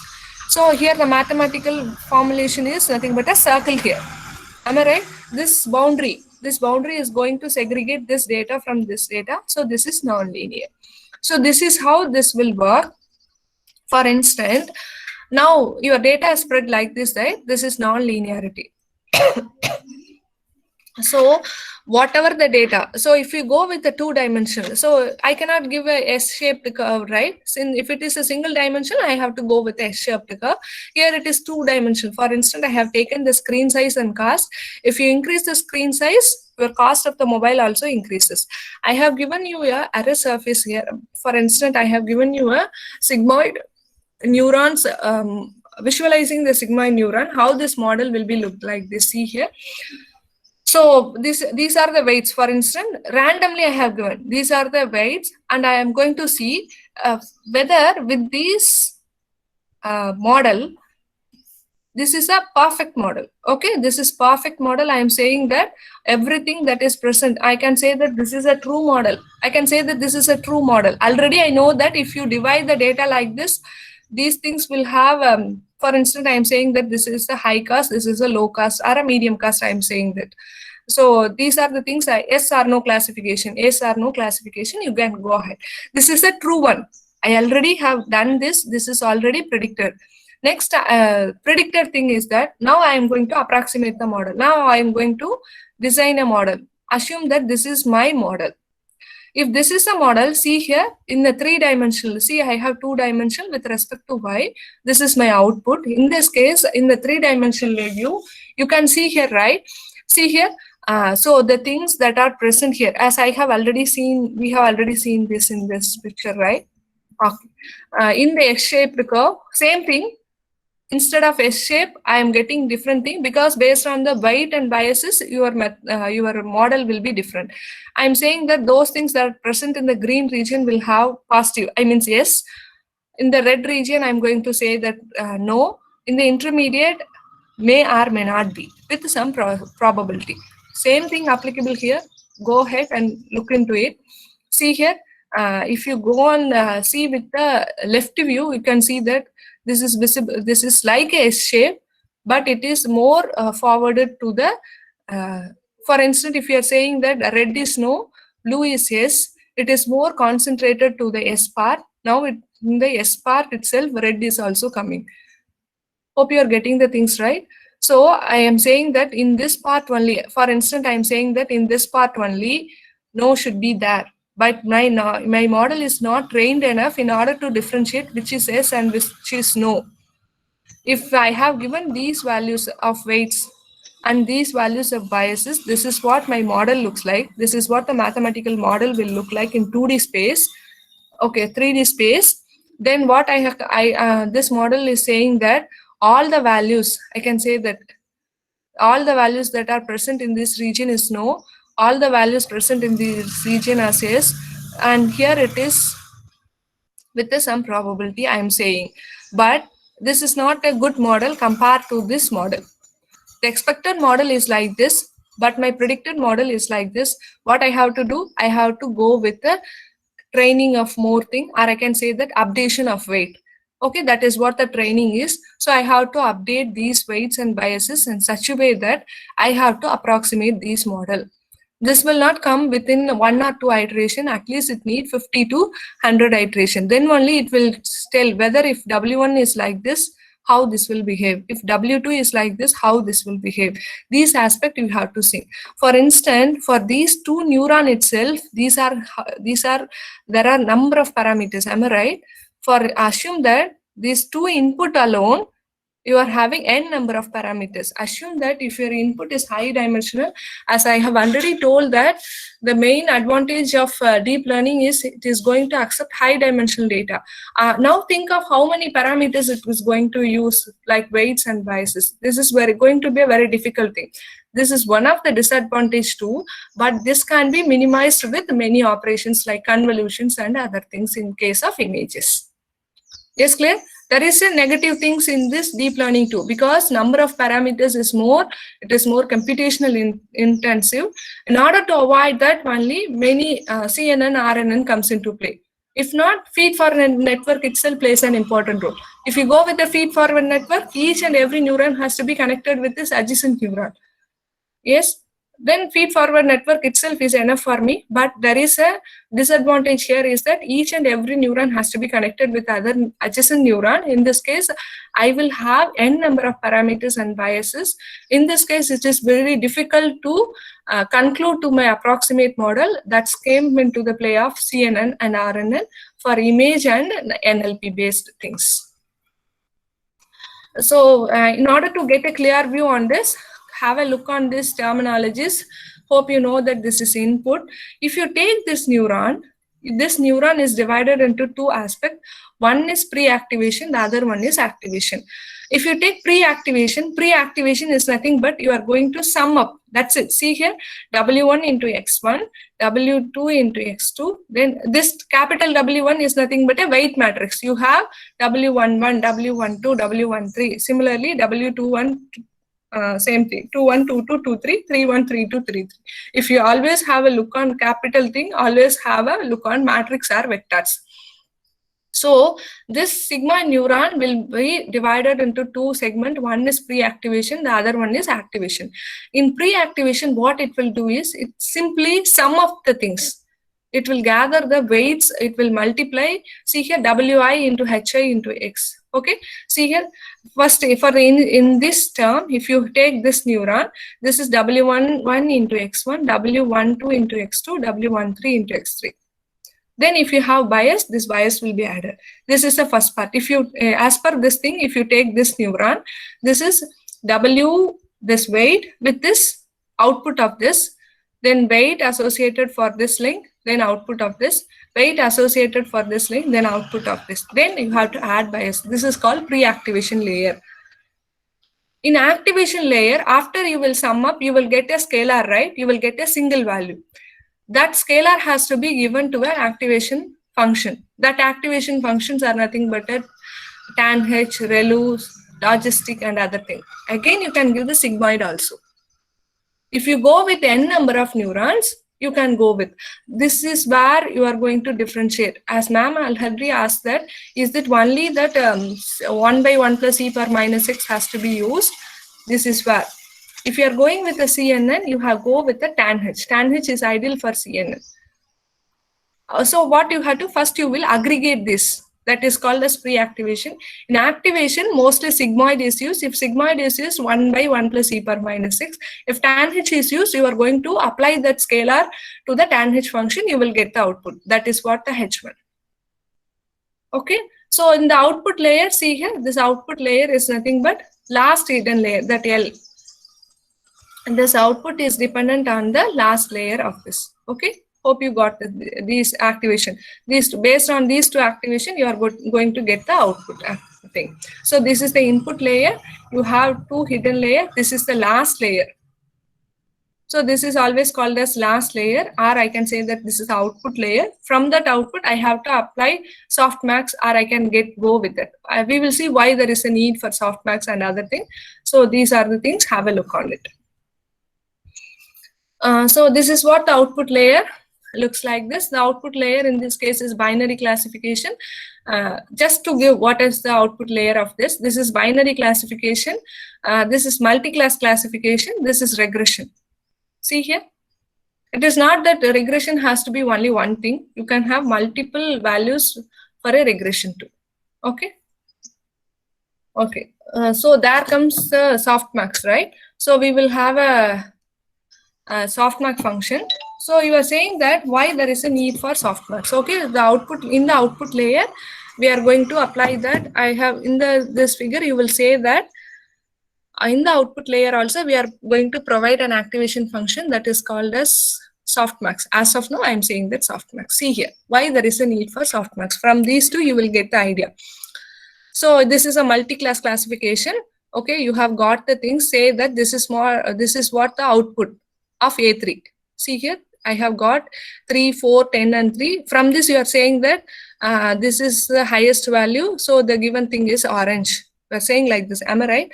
So how will you, machine will do is nothing but it will just go with a, if it is a probability is nothing but the thing by total. Am I right? Probability of a head is nothing but, for instance, probability that one is going to be given in tossing a coin is 1 by 2. That's it. Right, 1 by total. So here that for instance, the probability that the predicted image or the classified image is apple is nothing but 3 by total thing, that is 0.15. Similarly for banana, then orange and grapes, you have got 0.5. As of now, don't go with the loss. As of now, concentrate on the output activation function. Okay, this is fine. This is working fine. And if I set the threshold like if it my probability value is greater than 0.5, I am saying that that is what my class is. In this case, I am saying that orange. Even though it is misclassified as orange, I am saying that this is orange. Okay, go ahead with this thing. See here. Now my output, say for other input, for instance, A3, you have got the output like this, 7. Now the output of this A3 is 7 minus 2, 4. I have taken the output of only output layer. Please have a look on it. I have not gone into these things. Now my output is 7 minus 2, 4 and 1. As usual, it is a probability. As I have already told that sigmoid function works on probability output. So how probability will come? Take the particular value divided by total value, will get these things. One constraint with the output of the probability of the sigmoid is that the value should be greater than 0 and sum of the value should be 1. This is what the thumb rule behind it. So the thumb rule behind the output of the sigmoid neuron is that if it is a multi-class classification or binary classification or anything, in that case, if it is a probability, the value should be greater than 0 and sum of the values should be 1. So this is what the thumb rule behind, based on that it is working. Because hope you know that probability distribution also working, always there is a property that sum of probability is always 1. Same mathematical thing is applied here. So this is what the thing. See here. So I have overruled the thumb rule of greater than 0. I am getting the negative thing. Am I right? So this is not allowed in sigmoid neuron. So what I have to do? I have to go for softmax. Softmax is nothing but now I am going to find the exponential of it. So exponential function y equal to e power x. How will you find the softmax is that this is why I have gone for the exponential thing. You may ask why not square thing? Square will not give you the appropriate thing. Log and exponential are mutually belonging to each other. That's why exponential plays an important role. Since probability is mostly equivalent to logarithmic, that's why exponential is equivalently related to it. So for instance, if you have this output H1, H2, H3 and H4, if you want to find the softmax of it, how will you do? Find the exponential of your output and find the sum of the exponentials of the other thing.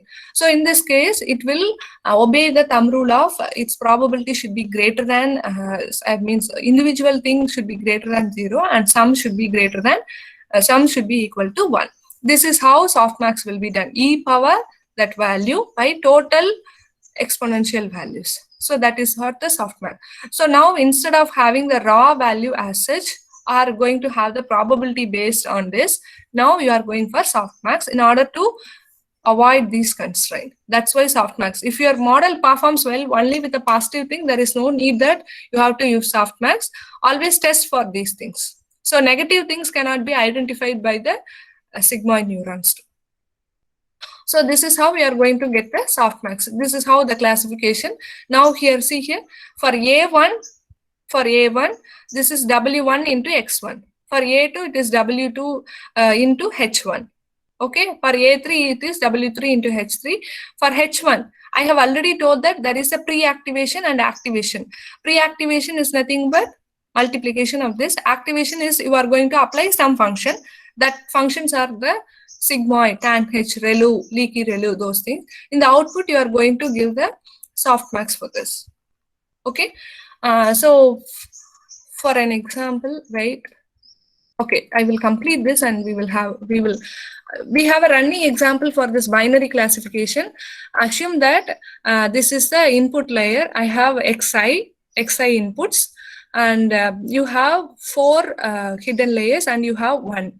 So I have already told that it is not that in binary classification there should be 2 neurons for binary classification. If 1 is present, if it gives output as 0.7, the other one is 0.3. We have already noted that. Am I right? So that's why I have taken only 1. So initially this weight bias is 0.5 and 0.3. This is what the initial weight is, and this is the next. See here, this is the input. See here, for 4 neurons, I have taken this is the input. This is the expected output. This is the true output. We will see whether I am getting the true output or not. What will I do in this A1? I will take this W1, have a look on it. I will take this W1 and multiply with this. Am I right? Then I am going to add with this. Okay, now my W1 is nothing but 4 cross 4, am I right? 4 cross 4. If you take my weight, my W1 is 4 cross 4. If you take my data, it is 1 cross 4. So finally you will get, am I right? Okay. So you will get a 1 cross 4 data. So this is what A1. So this is pre-activation. Now we are going to have the activation. In that you are going to apply the sigmoid function. So after applying the sigmoid function for this data, that is nothing but 1 by 1 plus e power minus 0.8. That's it. Hope you got this thing. Now we are going to calculate for this. For this, the weight is like this one. So W2 into H1, the result of this one, plus B2 I have, for both B1 and B2 I have taken this 0.5 and 0.3. Same thing I have given. This is the value 0.98. Now for A2 is 0.98. I have to, this is pre-activation here.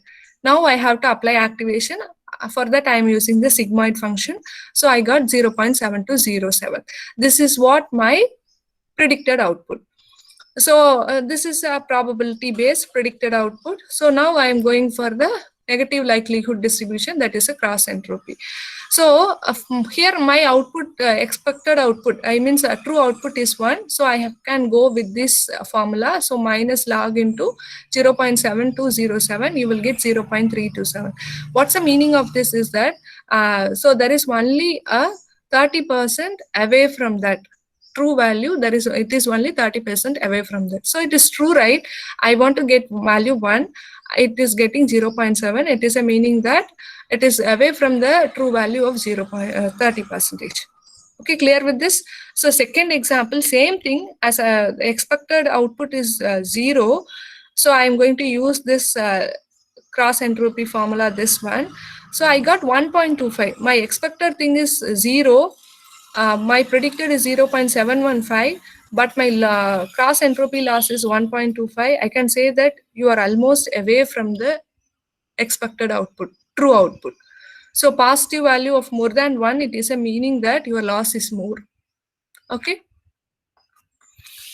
So for the same thing, I have given you the multi-class classification. Instead of a single thing, now I have to go for summation of these things. If you have multi-class, what I have to do? See here, now I have applied the softmax here. So after output, I have applied the softmax. Instead of getting the things after applying sigmoid, see here, now I am applying softmax. Same thing. This is a worked out example. If you want to go ahead, then in the cross entropy, here I have only one thing, right? Now what I have to do? I have to go for summation of the things. So yi into log of yi hat, then -1 into log of 0.28. Then you will get these things.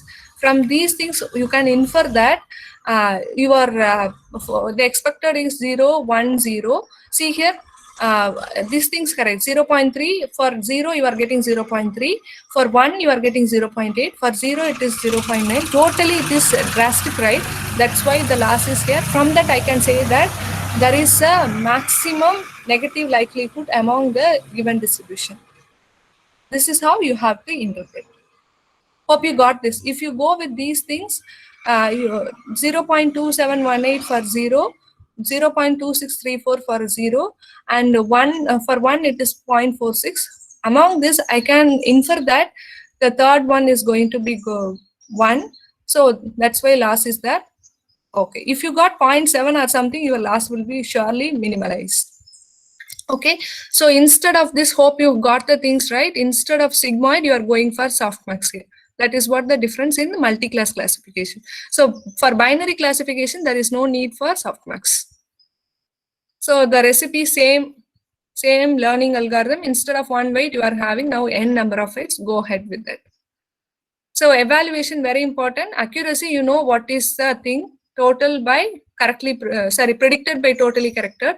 In per class accuracy is that nothing but, for instance, if you have given the data like this, you have 3 classes, that is A1, A2 and A3. You have given the instant for 1 or 2 classes. Out of this class, for example, I have given apple, orange or something. What is the class accuracy for apple?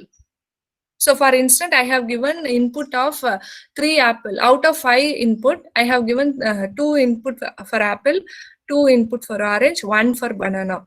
Out of this 5, 2 apple is correctly predicted as 2 apple. It means that per class accuracy is 100.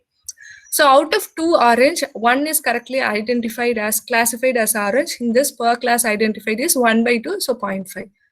If the other thing. So this is how in multi-class classification, go ahead with the per class classification. Okay, clear with this? So if you have any doubt, you can ask me. Then we will go ahead with the next thing. Any doubts? So we will break here for 10 minutes. If you have any doubts, kindly post it in the chat box. I will try to answer the thing. Okay, we will resume the session by 11:40.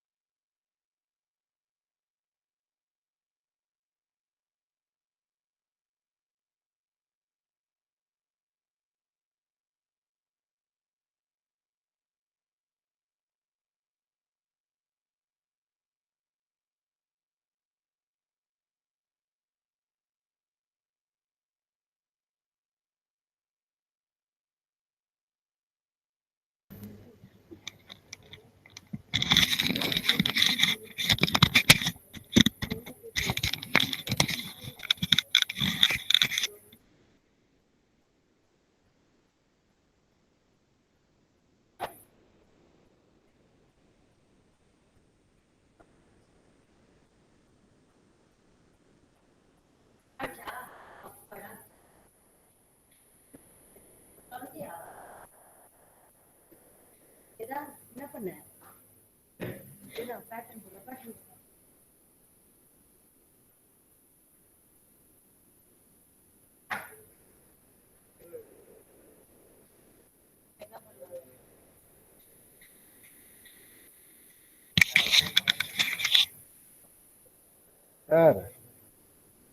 இருக்கிறதுக்கு sir இந்த 43 பேர் இருக்காங்களா? 50 பேர் வந்திருக்காங்க.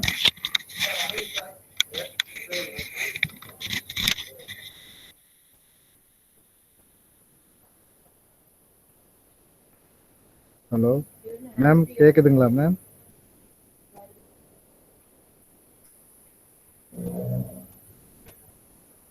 Students, are you hear me, my voice? Okay, ma. Thank you.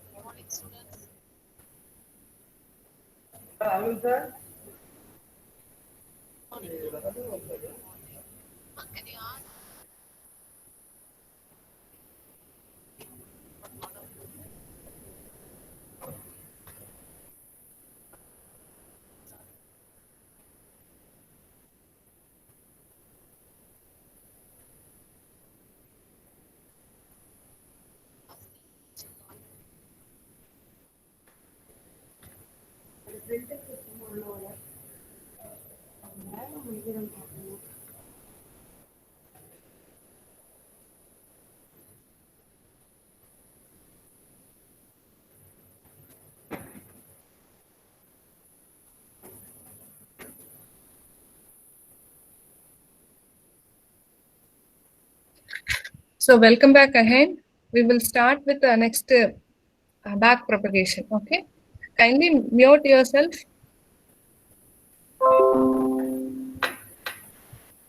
So the next is back propagation.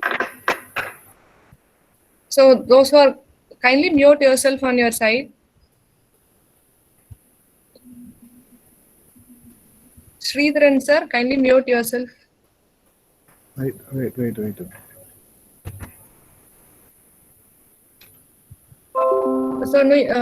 So we have seen the generalized learning algorithm as usual. That is what the learning algorithm we have seen. In that, here the weights are now the weights are going to contribute for the learning of the features and contributing for the prediction of your output. So there comes a play of back propagation. So back propagation, hope you know that. Very simple thing. I have already told that I have taken this thing.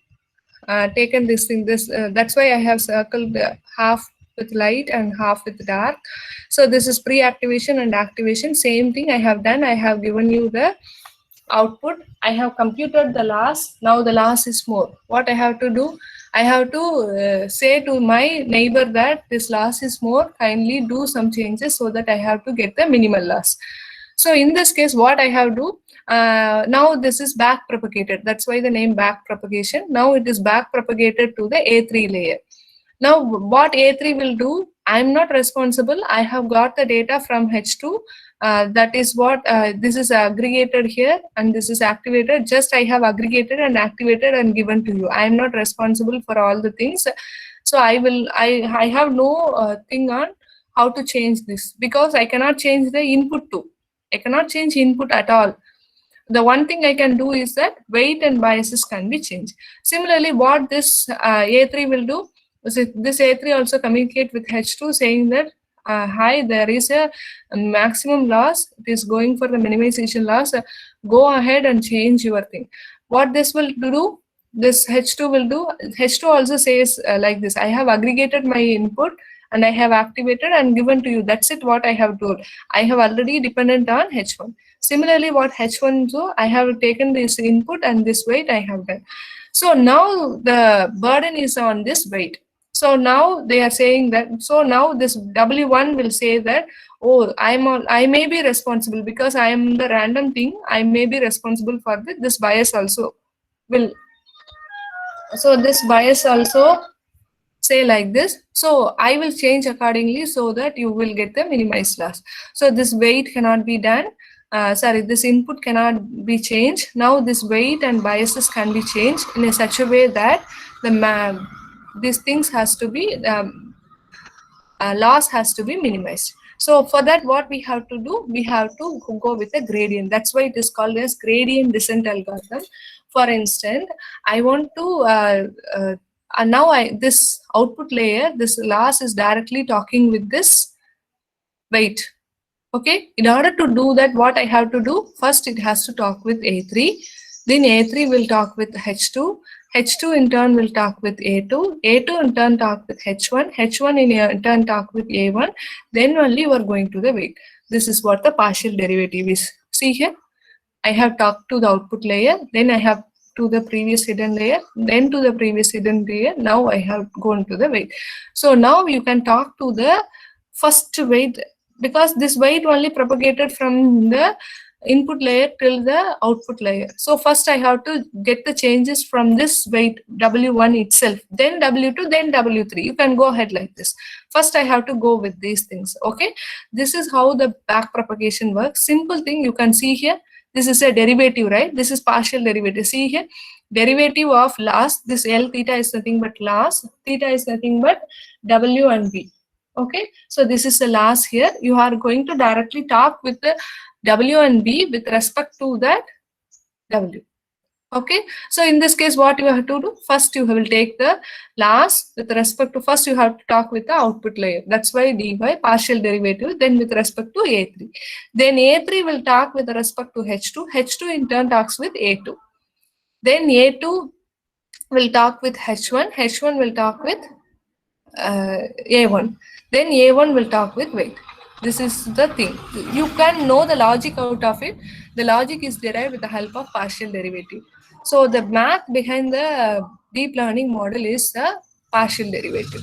So this is how this weights are being propagated backwards, and it is updated, and updated weights are done and given to that, and again the loss is calculated, and if the loss is minimized, then go ahead with the next thing. So based on that, you will give epochs, right? So for 50 iteration, go ahead like this.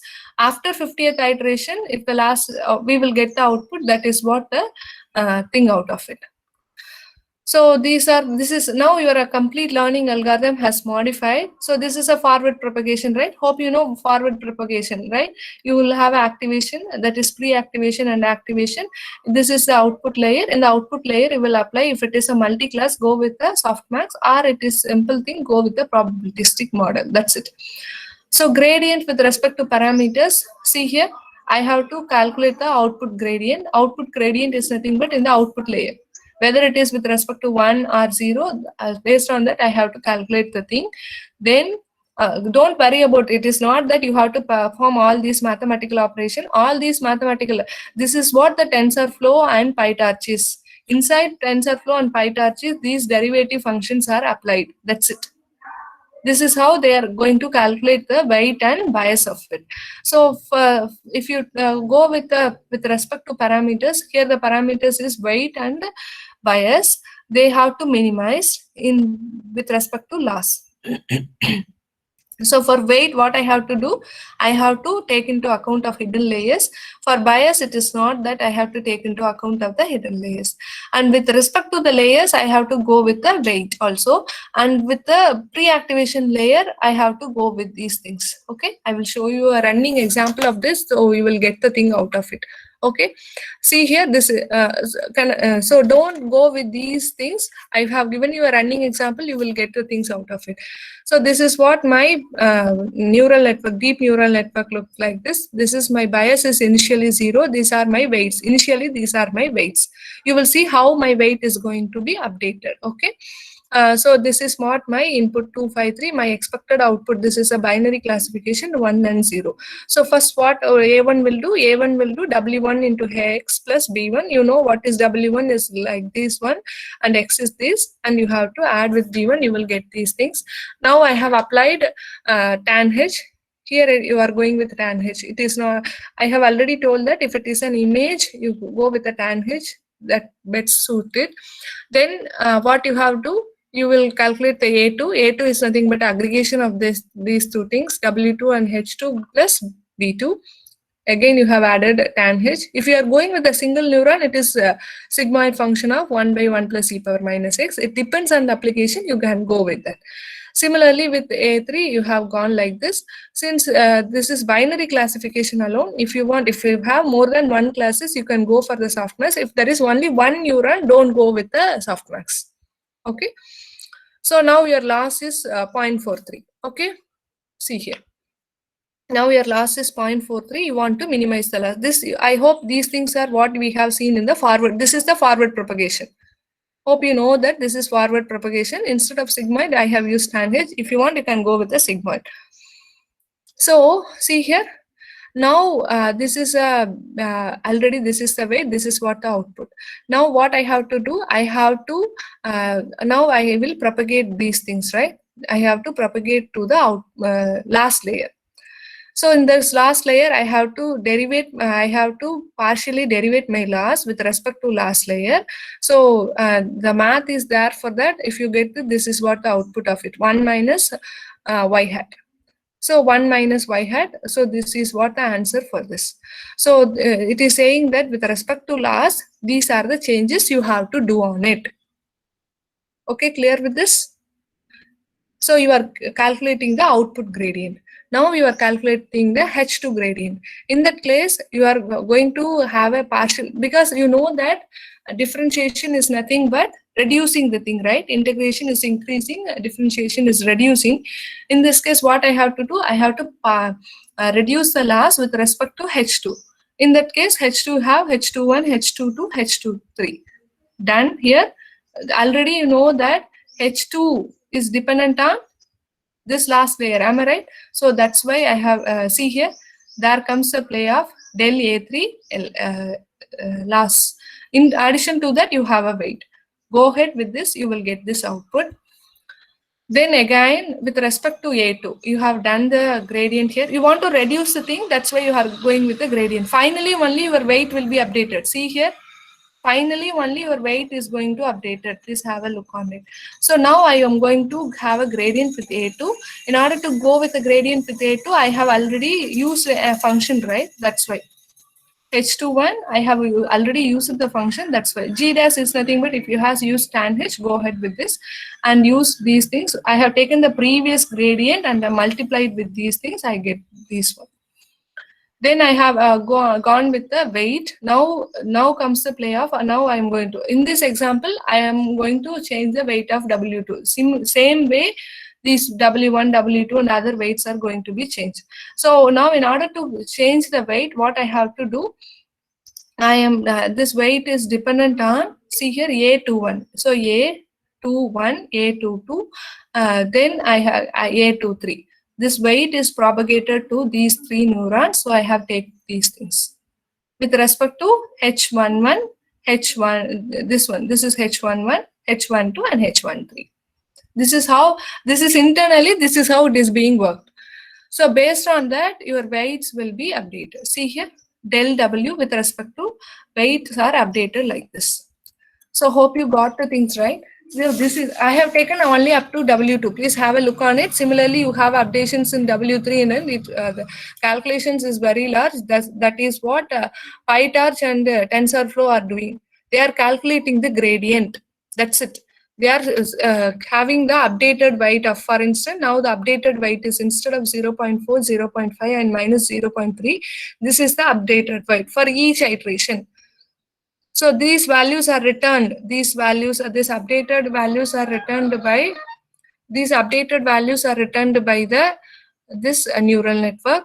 That too, you have some of the framework like PyTorch and other thing. They will provide you the needed thing.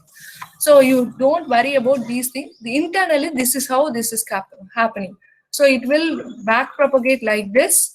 Differentiations will be done like this. For instance, I have taken for the calculation of W2. Similarly, for W3 also things has been done. Please have a look on it. First W1 changes will be there, then W2, then only W3. Intermediate, I have taken W2 because you can have the things on activation as well as pre-activation. For this one, I have taken. For this aspect, I have taken this. This is a sample for this. This is how this is working on it. So next come the optimization algorithm. So what is this optimization algorithm will do? So you have been, this is the learning algorithm. Am I right? So this is the learning algorithm. Next, we will go with the optimization algorithm. So we have the control of both parameters like W and B, but not under the control of input thing. So we have some optimization thing so that we can go ahead with these things. One thing you have to go here, one is sparse feature and another one is dense feature. Sparse feature is nothing but a neuron, as I have already told that each and every neuron is responsible for a particular feature. A feature is called sparse, means it will be triggered at some time only. If a neuron is a particular feature belong to a neuron and it is triggered often, that is called as dense features. If it is a dense feature, you have to have a small learning rate. Learning rate is nothing but a hyperparameter. It will not make your test and training error to go to 0. We will see why the test error will approach to 0 and training error will approach to 0 and other thing. So in order to cope up with these things, some optimization technique has been done. We have no epochs is nothing but over the entire data, you are going one time and calculating the weight and bias. One step is nothing but one update of parameters. It can be of entire data or it can be batch wise or at a particular data itself also. So n is nothing but a number of data points, which is nothing but a number of rows in that. We will see what is mini batch and other things in the forthcoming slide. So the algorithm here is that if you go with a batch gradient descent, these are some of the optimization algorithms. The number of steps in one epoch is 1. It means that one update of parameters for one epoch for entire data. If you go with a stochastic gradient, if you have n data, for each and every data, you are going to update the parameters. Here parameters are nothing but W and B. For mini batch, now you are going to divide your data into batch. For a batch, there is one update. That's why n by B. So first one is ADA grade. Why there is a need for optimization algorithm is that, I will show you this thing. Okay, we will see these things. Then you will go with them. So from this figure, you can get the things, right? For instance, this is what for instance, hope you know what is differentiation, what is maxima and what is minima. Here we are going for minima because I have to minimize the loss. Okay, am I right? I have to minimize the loss. So I have to go with the minima. In that case, what will happen? You are going for differentiation. That's why partial derivative comes into a play. So for instance, it has started here, weight updates are here. You are going to update the weight. So in for updating the weight means, so your loss, this is the central point. Hope you know this central point. This is how you have to visualize the gradients. You can go with this. There is a map for that. This is called contour map. You can go ahead with this. So this is the central point. In that central point, this is where the 0.0 loss is there. So the main goal of us is to have to approximate our function in such a way that the loss has to approach to 0, not to the maximum value. So we are going for derivatives. So what will happen once, if you are going with each and every epoch, your weight and bias will be updated in such a way that you are moving towards the minimal, local minimum. I mean gradient minimal is there. After, if you have reached there, there may be a possibility that you may struck there. You are not able to move ahead. That is one of the disadvantage too. Because of that, you will have a vanishing gradient. That is called as vanishing gradient. If you go with the RNN and other thing, you will have a thing on vanishing gradient. So you are going for the minimization of loss. Because of that minimization of loss, I have stuck into the local minima. It means that your gradient becomes 0. Once it is become 0, you are not able to move that, right? So I have to avoid this. Okay, because you are going to using the chain rule, you are going for the partial derivative continuously. If any one of the term becomes 0, the whole thing will become 0. Now there is no weight update, right? Because my weight update is W of t plus 1 equal to WT minus eta into del of WT. If your derivative is 0, even though I have given a small learning rate, my weight will remain as such. So this will be a computational useless only. If you, even though you run for the 1000 epochs, weight will remain the same. So I have to identify the point at which my derivative is going to 0. This will be identified, or this can be overcome. I will not make my derivative to 0, at least some value. At least some value will be given to that in such a way that it will not stuck to the 0 gradient. This is for this only we have gone for the optimization algorithm. Hope you got the things, I think so. Am I right? So there comes the playoff. So in order to calculate the derivative, you can go with either for the entire data, you can go with the update of the weight, or for each and every data point in the in your data, you can go for the weight updation, or you can divide your data into number of batches and you can go ahead. Hope you got this right. So one of the optimization algorithm is AdaGrad. This is adaptive gradient. For instance, the main intuition here is that you have to decay the learning rate for parameters in proportion to their update history. For instance, if the update is more, for instance, if the update is more means more often that neuron is fired, it means that weight has to be updated. It means it is a dense feature. Then what I have to do, I should not make it more 2 zeros faster. So I have to less decay. Please have a mapping on it. This is a dense feature. Often there is a update in the weight. It means that often the sigma neuron is triggered. The neuron is triggered because of that features. I should not make that neuron to reach to 0 gradient. If it is reached to 0, that not at all use. I have to reduce the decay of this thing.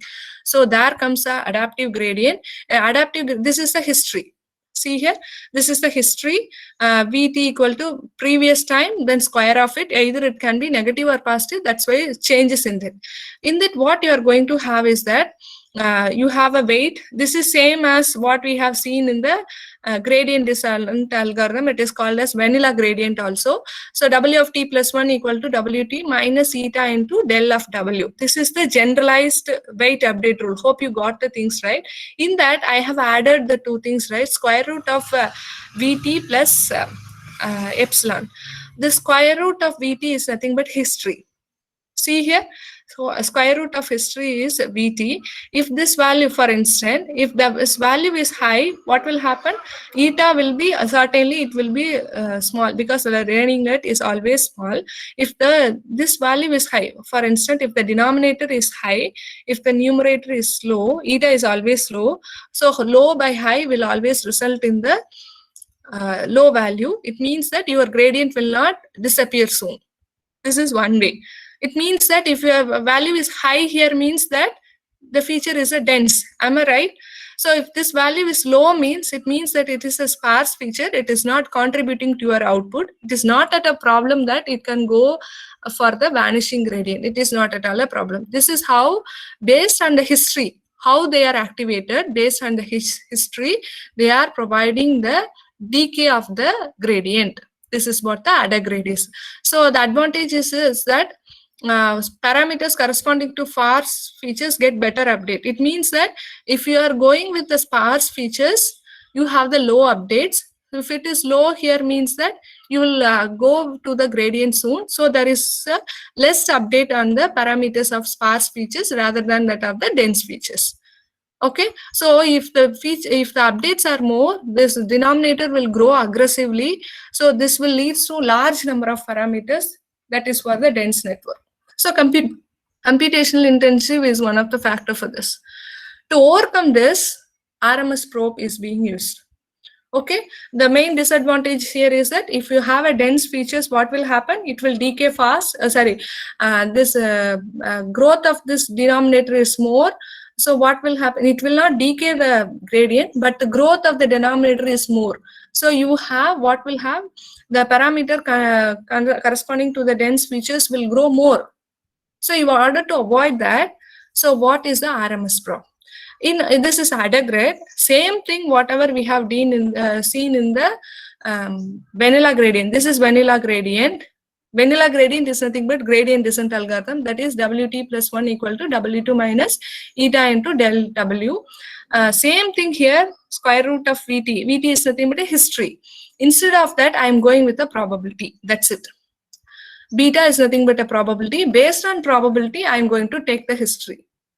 Okay, for the certain amount of time, this feature has been triggered. If this is the probability, based on this probability, I am going to say that this neuron will be used.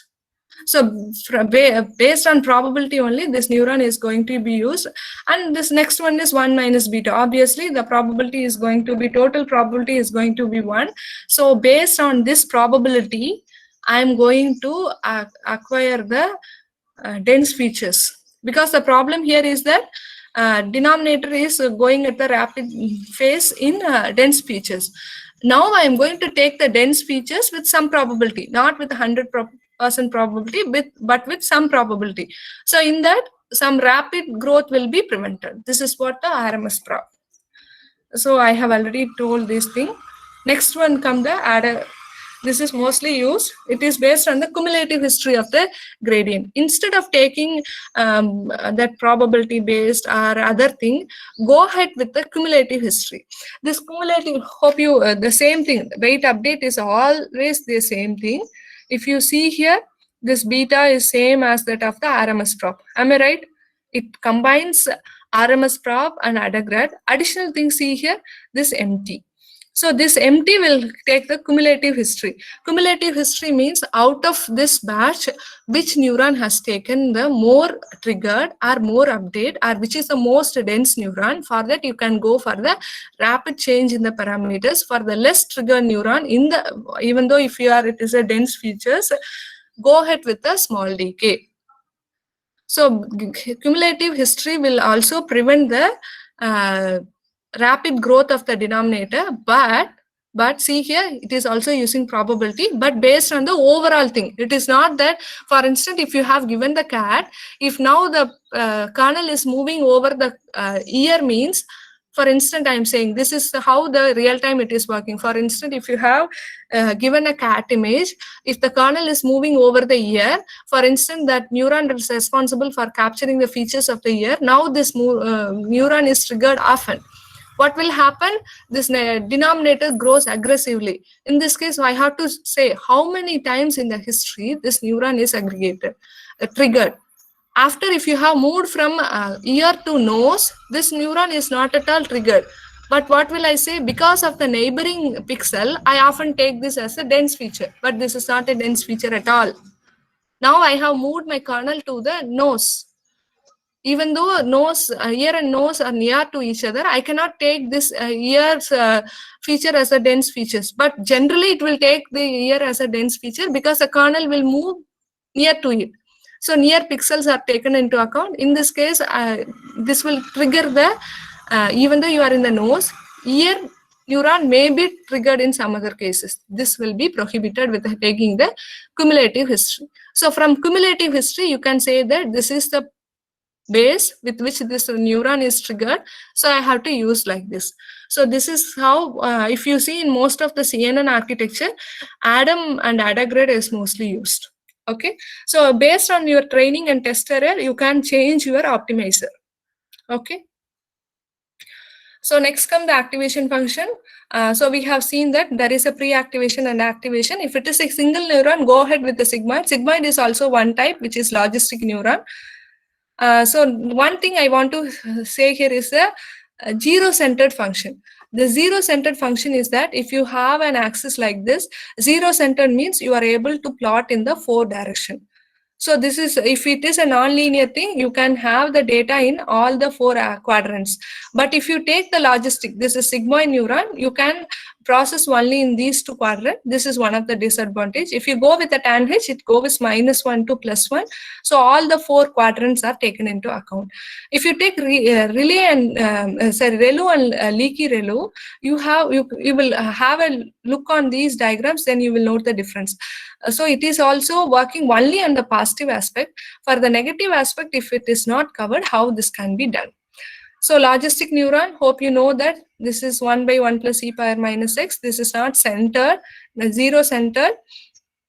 So because of this, there may be vanishing gradient. Okay. So next one, tanh, it is zero centered. There may be vanishing gradient and it is computational. Vanishing gradient is nothing but it is not able to withstand the differentiation with respect to the zero value. Because of this differentiation partial derivative, you may get the zero value. Relu, very important. See here, this is a function 1 by 1 plus e power minus x is a function. If you take tanh, this is e power x minus e power minus x by this value. If you derivate this, see here, this is the function you are getting. If you take Relu, have a look on it. See here, if the value is negative, what's the thing with that? If the value is negative, what you are going to have? See here, f of x equal to max of 0 and x. If the value, for instance, if your x is 2, you will say that f of x is 2. If your x is -2, what you will say? F of x is 0. It is what I can say that even though you have value of -2, it will saturate in the positive. It means that it will go with the positive regions, right? Do not saturate in the positive region, meaning that even though if I have given the negative value, it will go with the positive region. The thing is overcome in the leaky Relu. See here, max of 0.01 x comma x. Instead of 0, you are adding these things. What will happen? This will ensure that at least some gradient will flow here. Instead of going to 0 gradient, some gradient will flow. The main thing is that I should not make my gradient to vanish. In order to off that only, we are going for this optimization function. For optimization also, this activation function plays an important role. If your value from the hidden layer, I mean pre-activation is like this. If you provide the activation function like this, if it is going to be 0, then your gradient will disappear. If your gradient disappear, there is no weight update. There is no weight update, loss will not be, there will not be any change in the loss. This is how this is being propagated. Okay. So the next one, initialization methods, as we have already seen this. So instead of having the random weight, for instance, W as 0 and some value and B as 0, the deep learning, there is a research has been done. You can go with the Xavier initialization and He initialization. So in Xavier initialization, it is taking the random input. Always deep learning works with the random input because randomness provides you to identify the pattern in your data. In that, you are going with the square root of input in order to have the minimized search pattern. In that He initialization, this may leads to the diverse spread of your data. In order to reduce the diverse spread of the data, you have half the input. Okay, so these are some of the things. So in regularization methods, you have the 2 things. One is bias and variance. This is the important concept. You have to look on it. As of now, have a look on it. For instance, my function is like that. I have a data. My function is y equal to mx plus c is nothing but a straight line. But my expected is the sine function. Assume that, can I listen? Sorry. Here, my original true function is f of x equal to sine x. But I have estimated it. I have predicted the model as y equal to mx plus c. See here. This is my true, but now I have predicted my function. I have approximated my function as what I can say, it is nothing but a mx plus c. So if it is mx plus c, I will get straight line only, right? I can vary only m and c. Those are the parameters. I can change it. Even though I can change it, I cannot get the sign. For instance, I have approximated another function, which is a 25-degree polynomial. Because of this 25-degree polynomial, I am getting like this. Even though it is a true function is like this, I am getting 25-degree polynomial like this. So here bias is nothing but, so I have already told that f hat is nothing but predicted value. Bias is nothing but what is the expected expectation, what is the difference between the average prediction of our model and the correct value which are going to predict. So E of x is nothing but expectation of x. Hope you know what is the formula for expectation is 1 by, so that's why average prediction of our model. I am not saying that this is the predictor. I am going to take the average out of it and I am going to compare it with the true value. That is what the bias. First, we have to understand bias is nothing but get the average of your model. I mean average output of your model and compare it with the true model. If it is minimal, you can say that your model is good. If not, you have to do some pre-work on it. Variance is nothing but it will tell you how long your data is spread. Okay, so variance is nothing but see here, model prediction for the given data point or a value which tells that the spread of even though this is a formula, don't give that. Bias will give you at least not with the true value, at least if the average is going to be nearer to my predicted output or not, with the true output.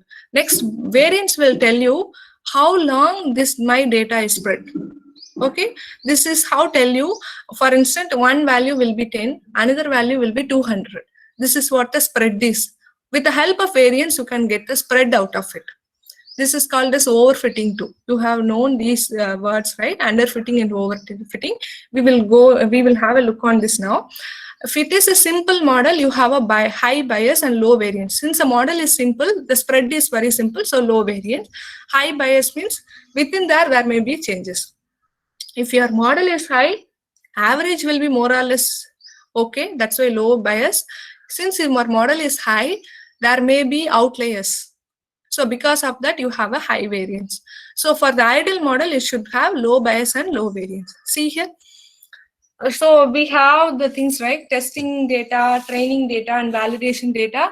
As of now, I am taking my data set into training data, validation data, test data. This is my assumption here. It depends upon your usage. It is not that you have to use like this. As of now, I have taken my data. My data is divided into training, validation, and testing.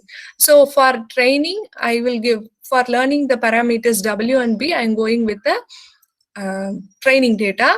After that, I want to check whether it is underfitting or overfitting. For that, I have used a validation. If everything is fine, I am going with the test data. Okay, it may vary. In many literature, it may vary. We're only with training and testing data. As of our assumption, this is how it is being worked. See here, this is the true output. This is what the predicted output. See here, so high test error due to high biases. So there is a changes in this. So high variance is nothing but high test error due to high variance is called as overfitting. I will tell you these things with an example. I am plotting this model complexity with respect to errors. If your model complexity is low, you have the high bias and low variance. Okay. And if you take, if you increase the model complexity, your bias will be reduced. See here, your gradient will be reduced because your gradient will go to 0.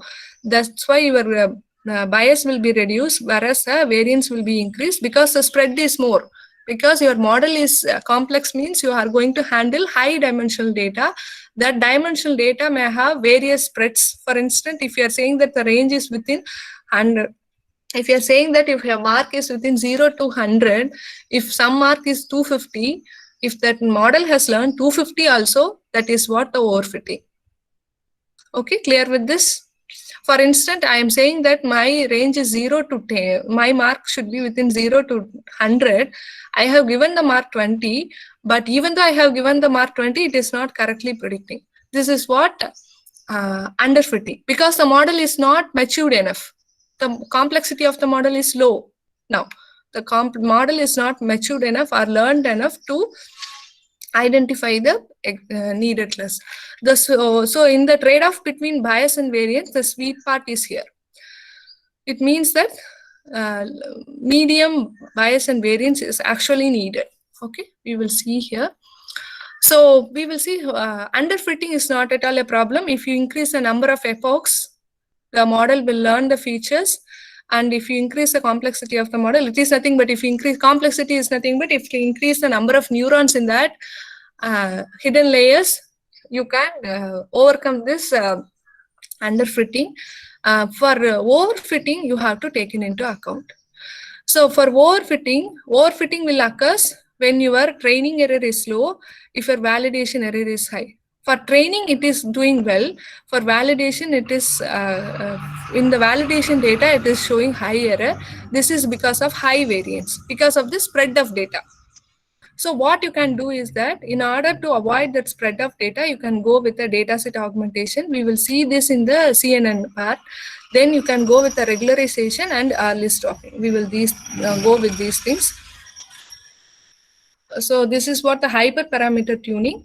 So L2 regularization. One thing in order to avoid the overfitting is that, as usual, same thing, you have to minimize. Always please have a look on it. The generalized learning algorithm is used. Instead of minimizing the loss, I have to go with the theta. Theta is nothing but W and B. Additionally, I have added a parameter. Additionally, I have added a thing called this one, gamma of theta. What this gamma of theta will take, it will take the weight and square of it and find, for instance, I have triggered a particular for a particular feature, a neuron has been triggered, and that weight associated with, for instance, I'm saying that the weight associated with this neuron is W112.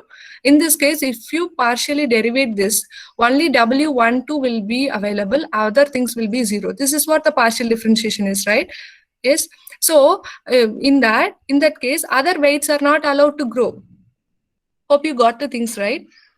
Even though if your neuron is triggered, only one weight is associated with it, even though you are linked with more than one weights in a feed forward. This is what the problem with respect to feed forward network. That's why convolution networks comes into play. In feed forward network, each input and each weight is associated with every neuron, but only one weight is going to be used. But because of that one weight, all the weights may be updated. In order to avoid that, only this additional term is used. This additional term prevent the things from increasing. So only this, for instance, if I go with this W112 is weight is associated with the neuron is only the weight that is being associated with that. If you differentiate with that, you will get 2W12. So remaining thing will be 0. These weight will remain as such. So there is no decay, right? So your model will not reach the 0 gradient. If you reach the 0 gradient, what will happen? Your weight will not be updated. Then your error will always rise. One thing, thumb rule, if your gradient becomes 0, there is no, see here, if your gradient becomes 0, you are learning this, this term will be 0, the same weight will be done, even though if you run for 1000 or 1 lakh epochs. So you have to make a note of it. In order to avoid that, only this additional term is taken. In this additional term, I have taken all the weights. In that, I am going to partial differentiate with respect to particular neuron that is fired for that feature. It is associated with a particular weight. Only that weight will be updated instead of all the weights associated with that neuron. So now the decay is being reduced. So now what will happen? Now the overfitting is being reduced. So next one, data augmentation. It is nothing but, for instance, you have a smaller data set. In that, with the smaller data, it is very difficult to learn many features, right? So that's why data is, if your model is complex, you should have high dimensional data. From the high dimensional variety of data, it will learn the things. Data augmentation will give you the different diverse patterns of the data. For instance, if you take an image, if you have the image of the cat, you have only 100 images. With that, you have to train and test. So this is difficult for the model to learn from only 100 features. What you can do, you can flip the one thing and give it as another image. You can rotate it or you can resize it. This data augmentation will increase the data size so that this overfitting will be reduced. Next one, early stopping. Very important. See here, so only at this point only this gradient is going to disappear. This you can encounter this while you are training the data. Your accuracy will be increased or your loss will be decreasing at some point. At some point it is going to rise again. You have to identify that point and early stop that, and you have to return the model. So if you go with a CNN or other model, while training, you will give the loss and accuracy. At some point, so from the initial to up to, I have taken 100 epochs, up to 54th epoch, the accuracy is improved and the loss is decreased. But after 56th, you may notice that there is a rise in the loss. In this case, what you have to do, you have to early stop it. Instead of running for 100 epochs, you have to early stop it and you have to return this model. This model will be finer than that of the model that have obtained after 100 iteration. So this is because of overfitting only. So you can avoid this overfitting by manual early stopping. So normalizing, hope you know that in order to avoid the widespread, you go with a normalization. This is done in the machine learning itself. Batch normalization, hope you know that instead of going with, we have already seen that in batch normalization, you can go with the entire thing, entire data as one batch, or you can go with every data point as a thing, or you can divide the data point into number of small batches, that is called as mini batch. Okay. So in that, these things are same with that. Okay, ensemble method, I will take another 5 minutes alone. In ensemble method, one thing is that ensemble method is that in order to go with a wide range of things, train the different architecture models on the same data. So for instance, if you are training on the same architecture, you will get the same output. Instead of that, you have this train on different architecture. It is very expensive too. So same data is trained on the different architecture so that the model will learn many features so that it will perform well during the testing. Okay. If training is done on diverse architecture, then the model will learn at most all the features. Then in testing, it will perform well. That's how the accuracy will be done. Then it is very difficult to have n number of architectures, then go with that. So next thing is that with the same architecture, you are going to take a batch and batch and you the subset of the training data and you are going with that. That is also different and there is a drawback too. For instance, if you are taking, even though you have shuffled the data, you have taken a batch and you have it is same architecture, it is equivalent to mini batch. Mini batch is used to only to reduce the computational intensity is being prevented, but it is not providing that much efficiency. So this is one way in order to avoid the overfitting. Next thing is dropout. Dropout is nothing but you can make these nodes as not participating during the training. For instance, you know that this neuron is triggered for the ear. You can make this neuron to be triggered only if the kernel is moving on to the ear. If it is moving on the nose, there is no need at all. This is how the neurons will co-adapt. See here, I have given you a thing called co-adaptation. If you have a network, dropout acts as a regulator. See here, if you have a network, what will happen is that these neurons, for instance, this neuron is responsible for identifying the cat's ear. This neuron is responsible for identifying the cat's nose, cat's tail or something.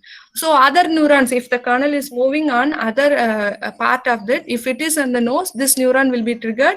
In other part, this neuron will not be triggered.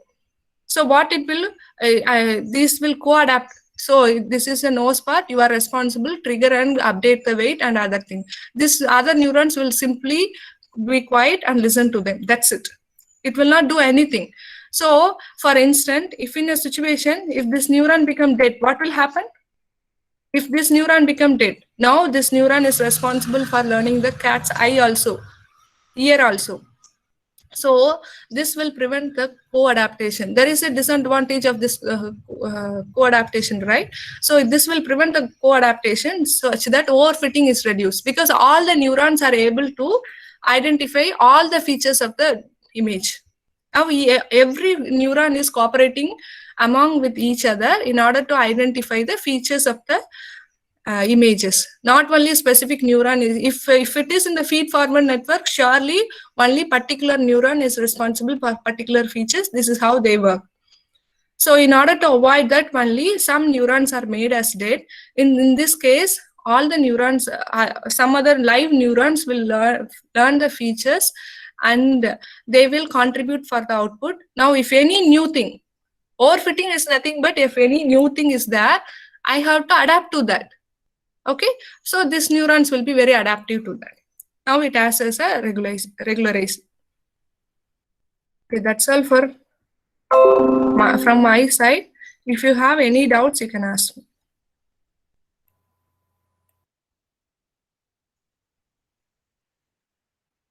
Any doubts?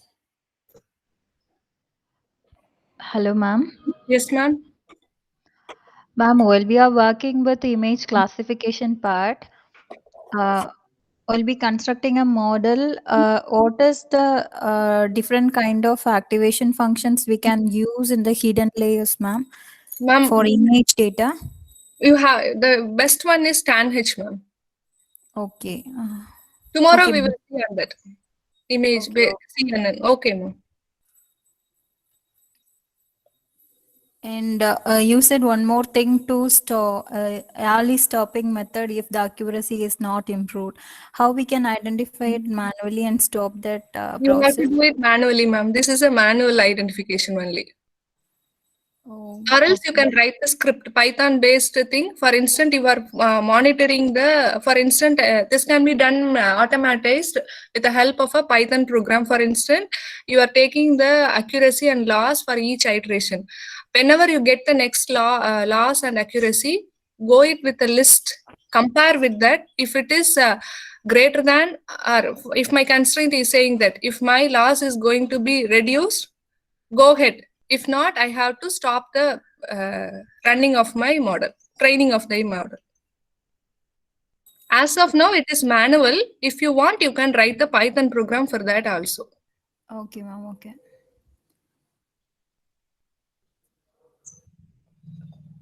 Any more questions?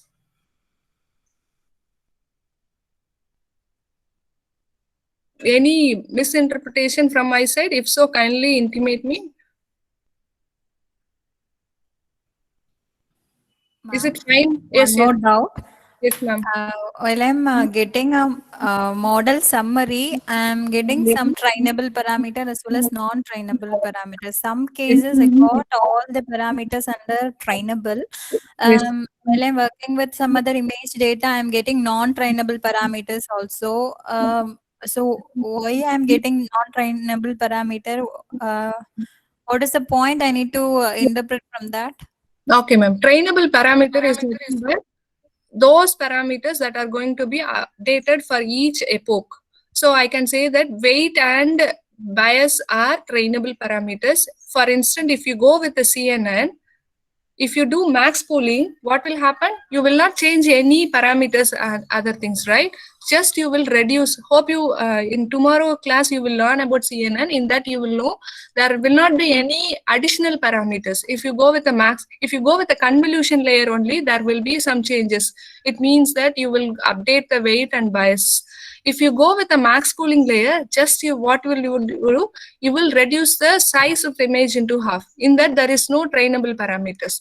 So that's why if you are getting things with respect to max pooling and convolution layer, if this is a thing with respect to image classification, you will note that if you are going with the convolution layer, you will get a trainable parameters. If you go with the max pooling, you will get the trainable as well as non-trainable parameters.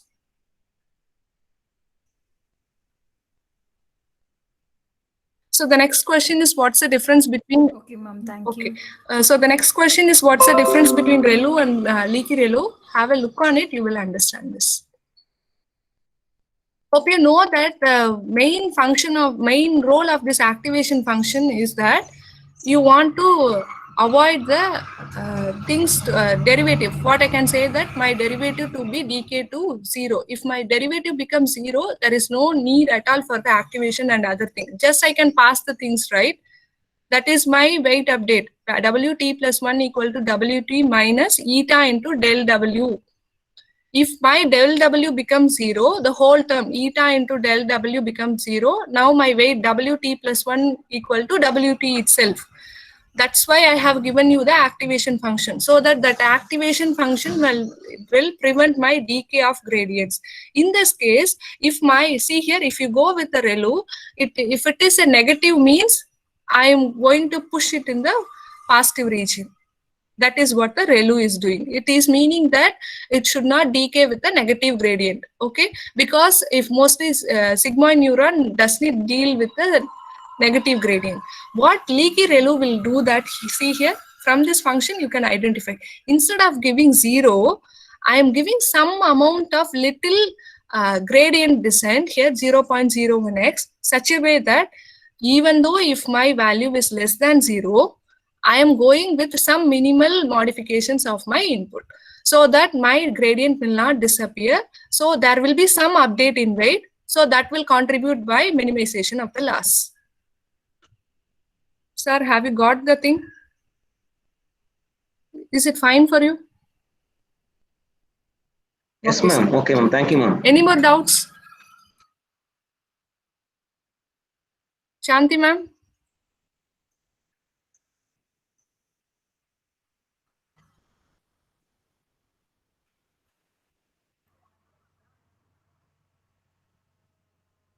Okay, thank you. Thank you so much for your patient listening. I have given, according to me, I have given only 5 to 10% of what the hidden things present in the deep learning.